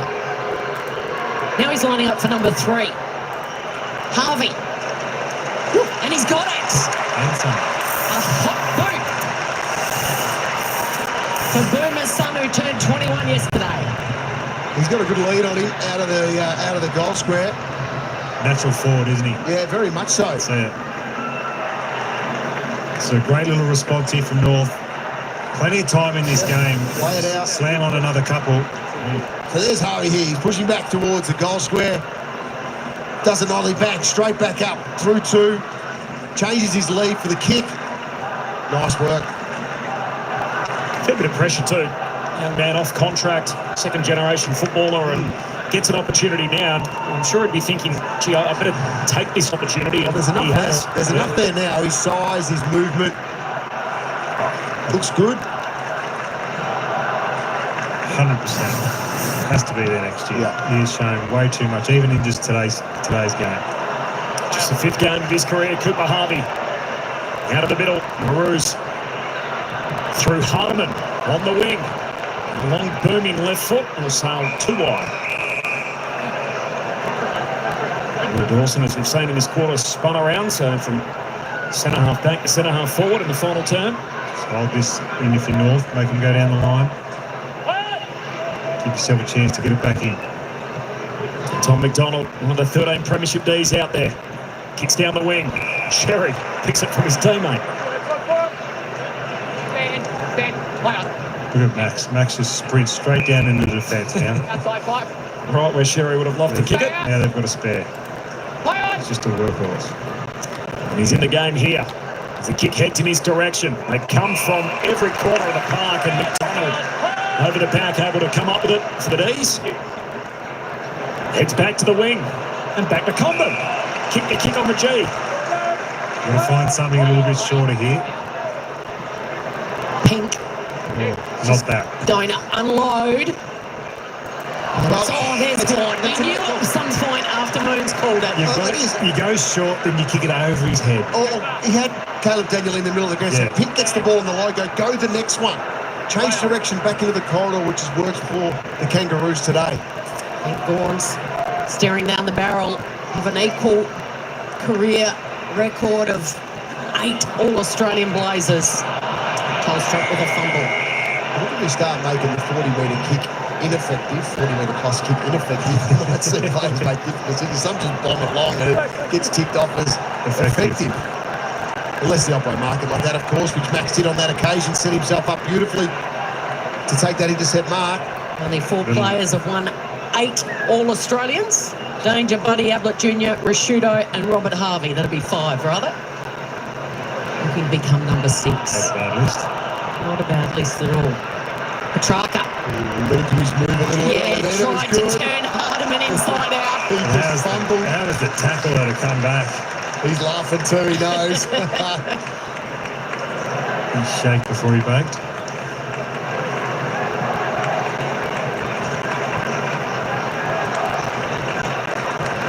Sherry, Lonnie was taken apart. Western Ferris winner last year, and he's had a real purple patch the last couple of weeks since he missed that big chunk of footy with concussion.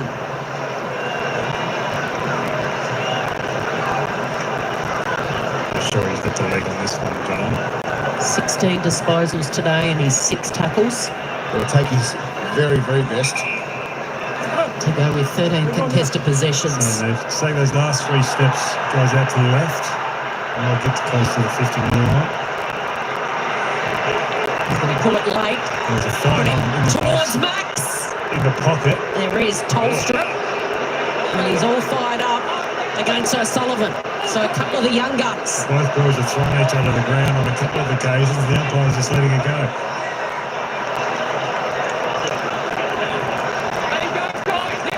It's the best way to separate it. Spin the footy back in. Sherry palms it down and then runs headfirst into Jefferson, who says, "I love it again." Jefferson might be stiff here, not to pop one high. Trying to rip the jumper. Tolstrup, well done. Grabs it out of the ruck and caught, holding the ball. Oh, no. How old were those kids? Oh, no. Almost intercepted. Rose through combat, trying to hold it up. That's why the Bailey Smiths and others of the game, Jono, can't do it. Do they need to talk to, Bradley? Should you go down? No, I'm not. Why don't you go down and find them? It's not my responsibility. I'm going to potty mouth jar out there as well. And a few of the rude fingers. As the mark here inside 50 for Sparrow. A little bit of decorum at the footy. So Jack finally up to 230. A couple of players that he started alongside of in terms of career date were Lockie Whitfield and Nick Vlauston, same year, and they both their 250. So just had a couple of things he had to deal with throughout his career. Within the next 12 months, he'll be celebrating that milestone as well, Jack Viney. 28 points. Sparrow skips in from outside 50. The drop punt is online. It's there. They've had every answer today, the Demons.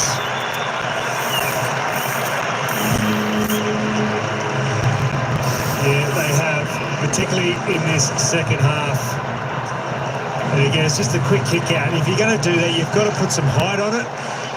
If you can't get distance, at least allow one of your teammates to get a spoil on. And you've just given Sparrow, he's done some really nice things there. Hasn't had a huge day as far as possessions, only the 9. But I reckon all 9 have been quality. That's a really nice finish from 50. Crowd posted at 35,844. It's been a good vibe. Yep. Eddie bets on the boundary for us. Yes, I was just about to say that, Cal. On the Sunday afternoon, 35,844 came along to the MCG for a good game. Yeah, that's a nice crowd today. We did a little pool before the game and Jono wins. Well done. I had 26 though, so it's really 10 more than I thought. That's a throw. That's a throw from Oliver. What does he win, Moots? Pat on the back, Cal. Sheasel goes quickly. McKercher tries to catch them napping. There's still time here for a couple of late goals. Dawson runs at it. McDonald for company. The handball from Rebels was a little wayward and over. It hasn't really worked this quarter for Dawson being down forward, but I love the fact that he's down there learning, Jono, and learning on a really tough defender in McDonald. Trying to take those front spots, learn when the ball is going to drop, protect it, all of those type of things. It's a great learning experience for him. Playing just his 3rd game of the season and yet to kick an AFL goal. Harvey again involved. Constanti tries the dribbler. McDonald's there and over he goes. So, gentlemen, both these teams have 6 games to go in the season. What are you hoping for out of the next 6 games? What can both North, and we'll start with North, what can they gain out of the run home? Well, to answer that, we asked that about Simon Goodwin. What they're doing now is in preparation for 2026 and what the way they want to set up for a summer assault on things. Gee, he's out cold, and that is not good news. And you can see there's a bit of piff on afterwards as well. And you can tell almost immediately as the contact happened. Thank you.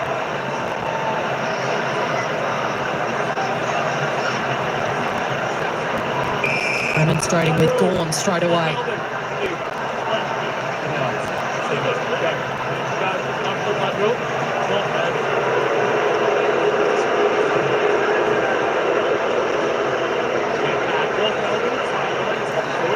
Tom Sparrow with the trainers at the moment, and luckily the 2 teams have separated, and now obviously our main priority is to make sure that Tom's okay. 34 points Melbourne's lead, but he was out before he hit the ground. Right, it was Max Gorn that went in to remonstrate, and then all the Kangaroos came at him.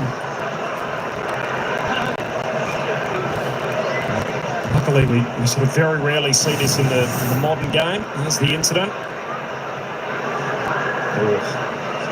The hand from Jai Simpkin Over the shoulder here. Oh, it's Cherry. Cherry. Yeah, with a forearm to the head. Well, it's and just Max like saw It it. was just a reaction to try and hit the ball, and he's You completely can see missed here, it trying to in hit the face. footy. Bang. And it gets him just on the chin. Yeah. So that's reckless. He's gonna, he'll see some time for that. Don't think it was anything untoward for it, but he's got it wrong. Yep. Yeah, as you said, I'm certain that's not his intention in the way that he approached that, and yet When the ball's there, you do your natural reaction is to flick an arm at it or flick a hand at it. And I think that's what he's tried to do, but he's just missed it and got him high. So you've got to wear the consequences for that. It's so rare you see a player concussed in that kind of fashion too, where he's out immediately before he hit the ground. And as we know from combat sports, you get hit on the wrong part of the jaw, that it sort of short circuits upstairs, and as a result, it leads to a concussion. So thoughts with Tom Sparrow at the moment, and obviously primarily hope he's okay. Well, that's what we hope he's okay, of course. And to answer your question, Corbin, while we've got that time to do it, while the players wait for their teammate to be taken off the ground and cared for, it really, we spoke to Simon Goodwin about this pre-game around, did you build for 2026 start now in the final part of the season? Yes, you find out what players you're going to go forward with, you find out what style of play is starting to work for you, try a couple of things differently, a couple of things that have worked for them over the last couple of weeks. Start to see the trust as well. Yeah, as well, Moon. So there's a lot that goes into it. North Melbourne would be in the same boat, and players are being assessed constantly in regards to their role moving forward. But what it does from an individual player, and the youngsters in particular that have got a game this year and debuted and been able to get themselves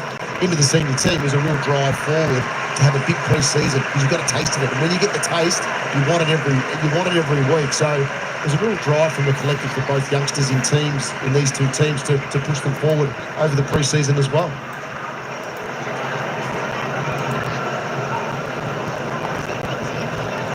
Always a scary moment on the field, isn't it, when you see particularly a teammate get knocked unconscious. And North would be the same as well. They'd be thinking, I hope he's okay and everything's... And Cherry's going over right. there now. Of course, He's gone over to apologise with the boys in the end. So, I don't believe he meant it, but he got it wrong, and he's going to have to wear the consequences. That's right. We saw the Connor Nash one on Easter Monday. We had the swinging arm trying to contest the ball with Brian Myers, and obviously that resulted in a 4-week ban. It's a heavy concussion now. Thoughts with Tom Sparrow, and I'm sure his friends and family watching on, and we'll get an update at our earliest point from Melbourne Medicos. We've sort of run out of words to describe the leadership of Max Gawn. I mean, obviously we spoke in the pre-match about how he was beaten by Tristan Sherry in round 2, and it was a real almost a playoff for that All-Australian ruck role. But his leadership then to go in, to remonstrate, stand up for his teammate straight away. And I just think he's been, from a stats point of view, you're going to look at Max's game. He's only had the 11 possessions. You wouldn't say it's one of his most outstanding games from a stats point of view, but his hit-outs, his work around stoppages, I think a couple of times he's put himself in the right position to take intercept marks. His work back defensively, you've highlighted that a lot. Defensively, I think he's definitely taken the points today.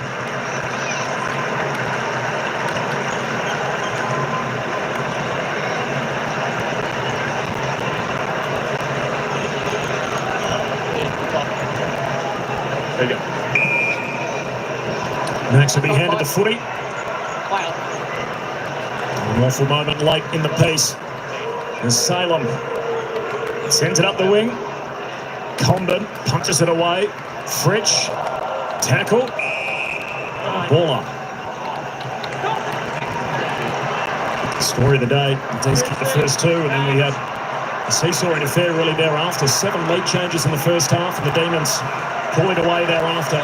Led by 5 at halftime, 16 at three-quarter time, and now it's out to 34. Up the wing the D's go. Rivers set free. Short kick to Langdon. Hands it back to Rivers. Oh, Hamill missed the intended target. O'Sullivan got it away to Curtis, to Daniel. And the D's set upon it. Ball up. 34, Melbourne's lead. Tom Sparrow off the ground with suspected concussion. Similar to Petrarca's game now, the 27 possessions. He's had the 10 score involvements also, John, along with his 7 clearances. 4 of those centre bounce. Oliver handballing to Gawn, stripped of it. Paul Curtis involved there. He started really well, didn't he? Kicked 2 goals in that opening term. That ankle would be really sore. Hurt his ankle and he sort of struggled to get back into it after that. Parker. Sheasel. Goes back to Sheasel with a grubber kick. A little bit of yardage. It's another one for North Melbourne. He's had to change his role a little bit recently, playing more as a forward. Jai Simpkin still gets some minutes, but 17 today, so it's just an adjustment on how Clarko wants to play him.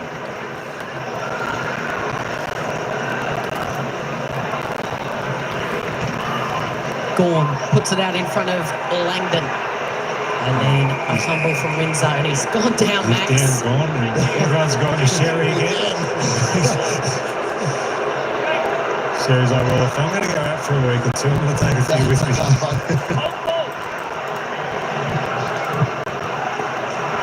Look like Rivers just holding his shoulder there as well. He's just such a workhorse, Gawn, isn't he? Preston,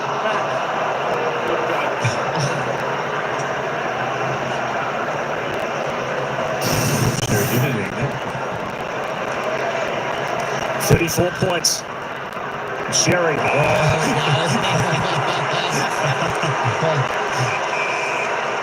You know what, though? He has not changed his game one bit. Big X. He's still going to attack the ball. He's still going to attack the man who has the ball. It's the Melbourne senior players, Oliver and Gawn. Right there on him. Chandler off the back flank. Pumps it forward. Melksham competes. Ball hits the deck. O'Sullivan. First one there. Moves it forward. Inside 50 over Harvey's head, and McDonald with the intercept mark. Long to the wing. Langford. Petrarca pushing hard inside 50 here. They get it there. Pink punches it away. Hanson tackle. Umpire calls for it between wing and half forward for the D's. Already it is a, what's that, 6 goal final term. My apologies for the D's. You can't wait for the ruckman to get there. The umpires have to wait, what's now, 6-7 seconds? Yeah. Gawn. Again. Listen to the roar. He takes it on himself. Petrarca has had the most touches for the D's yet to kick a goal. He breaks the tackle. He's a bull. It was the running of the bulls in Pamplona this week. It's the running of the bull at the MCG. Petrarca has the final say. And a goal to go with his 28 disposals. Good call, Cal. You're right. It's all starting from the big fella, Maxie. He taps it to himself and just gets that ball inside 50. As soon as he's hit the ground, ranked number 4 in the competition, Jono, at this one, isn't he? Yes, ground ball. Ground ball gets to the forward 50, and he just scribbles the hips. He's so strong through there. You cannot tackle him. 28 disposals and a goal. He's been enormous today, particularly after quarter time. I think he's been the match winner for them. He's set up a lot with his clearance work. It's 11 score involvements now. Easily the best on the ground. You can catch up on the pregame on KO Talk if you want a detailed explanation as to what a ground ball is. It's winning the ball on the ground. It's worth going back and watching, I can tell you that for free. As Pickett gets a hand pass away towards Petrarca. Oh, almost got his leg caught under him. Handball away. Simpkin bangs it forward. Sheasel, hand pass to Simpkin. Up inside 50. And Harvey has it again. He saw Christian Petrarca make his way off. Took a man at 120 kilos to bring him down. And it did hurt him, hurt his knee a little bit. I think it might have just gone back under him. He's put his hand in the air straight away for the physio to come out. But again, Harvey just knows how to lead up and draw the ball. Playing on the MCG for the first time today, Cooper Harvey. The day after his 21st birthday, just his 5th game. Had to wait 700 days between games 3 and 4. Cooper Harvey on the drop punt. Sails goalward. He's got 4. He's his father's son. One for Bremer to mark down in the record. Yeah, excellent. You're right, Moons, in terms of the way he's been able to lead up at the kick. We'll have a look here first. Just see that knee get back under him. Jerry involved again. But North did well. They've had some good corridor ball this afternoon. That's a beautiful lead. Look at that. Bang. I love that shape from Harvey.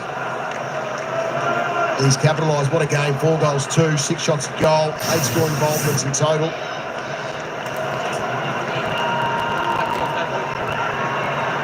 There's a lot to work with this young man. Very smart forward. 34 points the difference. Sherry, Stevens, Simpkin. Straight down the corridor he goes. Here's Curtis, flicks the handball over the top. She's all thought about the snap and then saw there was a play there to smother. Back to Stevens on the left. And there'll be a boundary throw-in. So it was North by 5 points at quarter time. Darling kicked the first goal in the second term to lead by 11, was their biggest lead of the day. And then Melbourne kicked 5 in a row. D's by 5 at half-time, by 17 at three-quarter time. And they have kicked away in this final term. It's been the biggest issue for North, hasn't it, Jono? Just the inability to stop them kicking 3, 4, 5 goals in a row. Now on a number of occasions. Salem with the exiting kick. Spoil from Hardiman, Petrarca. Fritsch has been great. Langdon. Spiral ball. Pink couldn't control it in the air. At ground level, it gives it to the skipper. Off to Daniel. Twisting and turning around Petrarca, who still looks hungry for more. How?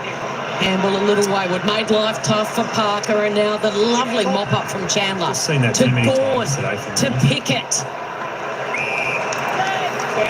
Langford. Simple handball errors, sorry, Chris. Simple handball errors. Too many occasions today from North Melbourne. Another important touch for Harvey Langford, Jono, as he pushes for that rising star. He's had 23. He's well and truly in the mix. I think he personally is in the top 5 this year. It's going to be tough for the selectors. There's a good group. They're all pretty tight. And Ryan Daniel missed the mark. He'll open the door for Tolstrup. Pickett hits up Petrarca. I think Melbourne fans will be happy to see that he's running freely. Hurt his knee about 2 or 3 minutes ago after a tackle. Go back and have a shot. After his horrendous injury on the King's birthday match last year, he's come back and played every game this season. Watch him just come off to a nice little standing ovation. Good feeling. Hug from the coach. Game 200 for Simon Goodwin today as coach. Petrarca. All the big names have come to the party this afternoon. And that one's offline. They'll be happy with their accuracy as well. 18-10 today, Jono. They'll be very happy with that. Yep.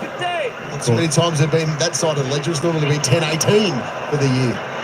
It's well forecast in the pre-game too, Jono. You're all over that. Good confidence, Corbin. Speak it into existence. McDonald to Lever to Bowie. McDonald's halfback in the kit.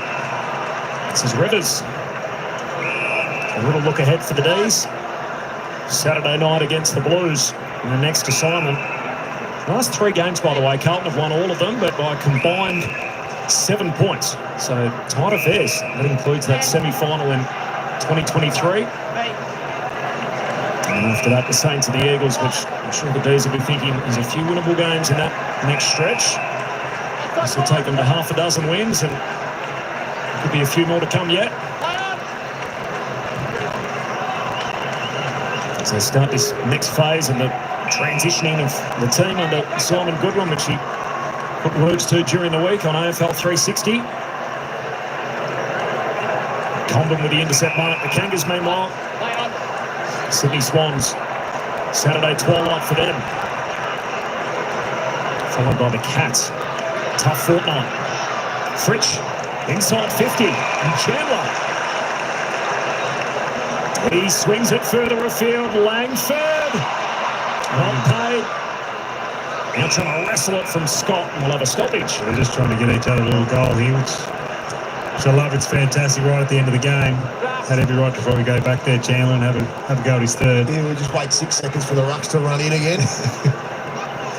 have to give credit to Rivers today as well. He's stuck to the task as playing in the back pocket on Curtis.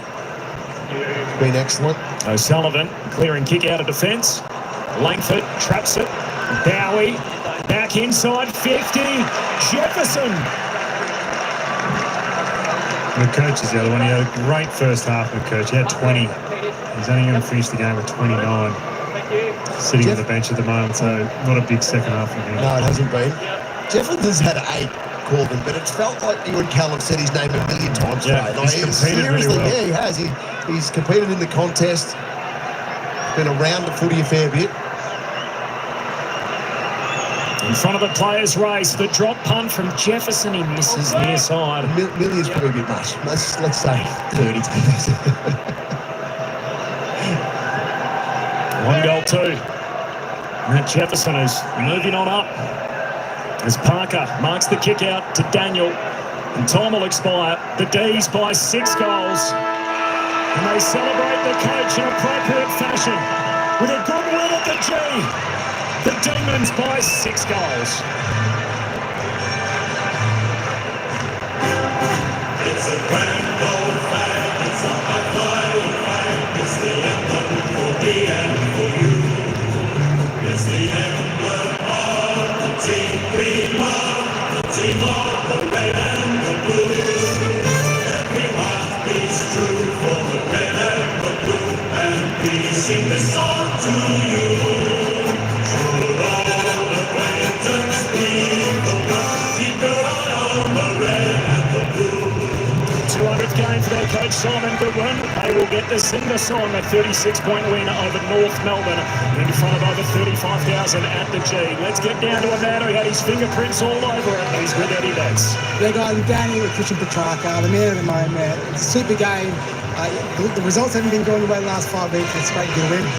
Yeah, it's awesome, obviously, but lost 5 in a row, but we felt like we played some really good footy last week against Adelaide, against the top 4 top side, and we knew that North were really good in the contest, their handball chain and the way they like to exit, so it was on us as the mids to get up and put pressure on. I thought we did a really good job. And we just saw there, just late in that quarter, you went for a round where you got tackled, your knee buckled under. Is everything all right there? Everything's all good. It's my ACL side, my first year when I was at 19, so you get a little nervous in your knees when you get older, as you know, so no, I'm all good though.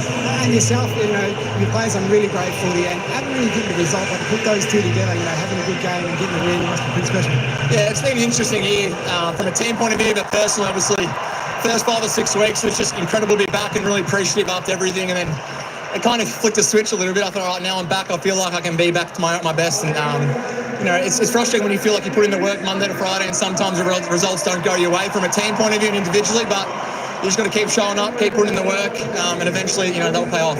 And Jakey Melton, he's 33. He's one of the older boys. He kicked 5 goals today. You don't really have a tall forward, but for someone like that to stand up, he's a great player. Yeah, he's amazing. I think it's school holidays and he runs school clinics, so I think he's putting on a show so he gets more kids down to his school clinic. So, but no, he's been incredible. And obviously you see the results, and he's kicked 13 or 14 in 3 weeks. But it's what he does for us young boys. Ruda, Jacob Benro and Jeffo as well, young forwards. It helps them with their craft, the training, ability to set up, get behind their men. I think, those guys as well, you're starting to see that, the way their ability to jump at the ball as well, it's awesome.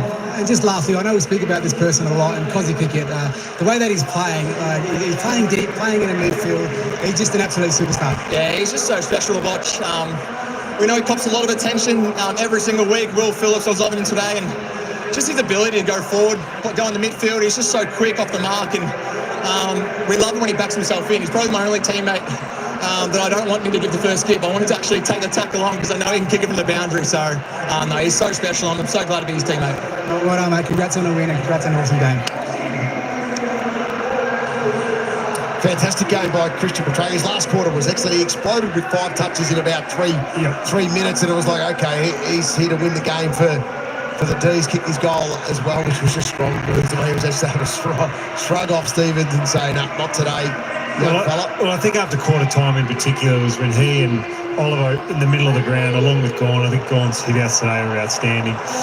But they just started to win clearances, got the ball going their way. 12 score involvements for Petrarca. I mean, that's easily the best on ground today, go along with his 31 possessions. So he was absolutely incredible, and back down to Eddie Betts. Hey guys, I'm down here with the man of the moment. kicked 5 goals tonight. Jake, how you feeling, mate? Yeah, really good. I played some decent footy last few weeks, but we've been losing, which is never fun. So I think it's been about 7 weeks since we've had a win, and to come back to the MCG after a lot of away games and get a win in front of our crowd and show up for them was really good. And speaking about, obviously, you haven't got the wins on the board. How has it been week after week at training, building up the games? Well, we've been pretty level-headed. Like, we've got a mature group. We really, unfortunately, this game's about outcome, but we've been trying to just stick to what we're doing each week and become a great team through our game plan, through being good teammates. And today we did a lot of that. We shared the ball around. We gave it to guys in better spots, and I thought we connected really well going forward of the ball into the forward 50, so it was good. I want to speak about your set shots. Before the game, we were standing over here. You had about 5 shots and missed every single one of them. And you looked at us, we pointed at you, said, what's going on? And it comes into games and you kick every single one.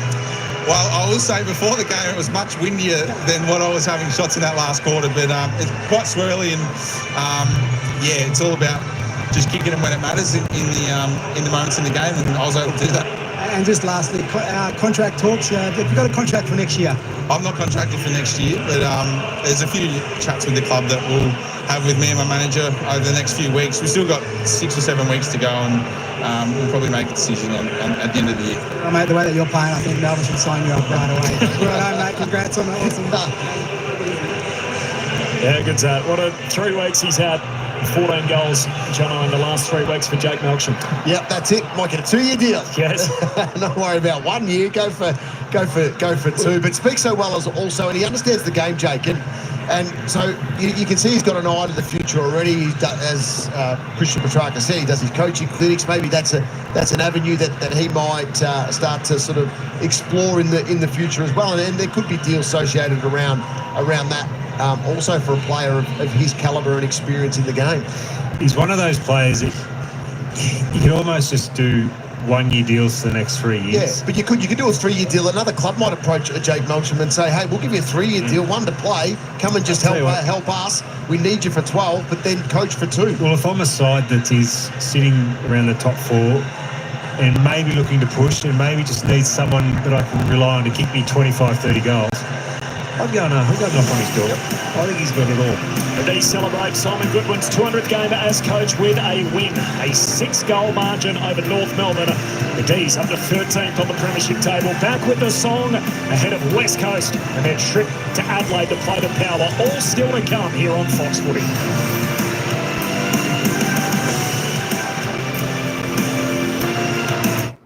Sportsbet presents classic combos like barley and bad decisions. Tira McCarthy, billionaires and space travel. Compensating much?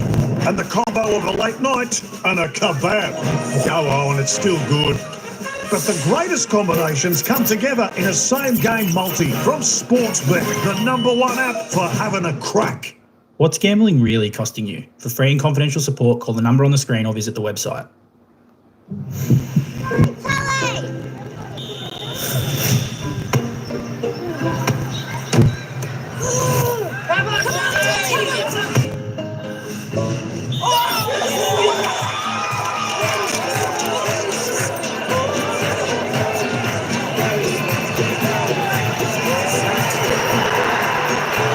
Supporting every goal from NAB AFL Auskick to the big time. NAB, more than money. Mini and effective. Unleash the speed of liquid. New Nurofen Advanced Minis, our smallest liquid capsule ever. The pain relief you love, now even smaller. Nurofen, leave your pain to us. AFL highlights presented by Toyota. Response from the Dogs has been so professional. Just closed them down. Steele, Johnson, Hill from the stoppage. Hill's just looking to break Liberatore. Could it roll? What a tackle! He's been brilliant, Liberatore, so far this season. If you had a straight line race between these two, who are you backing? He just willed himself onto the back of Brad Hill.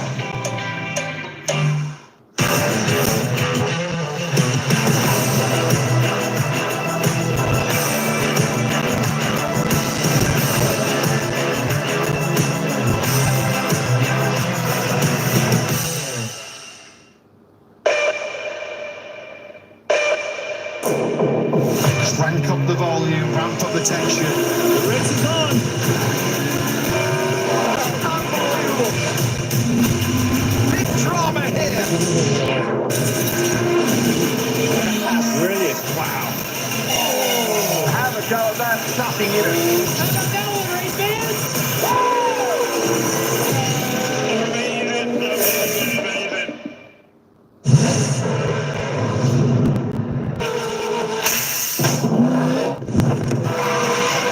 Extraordinary motor race.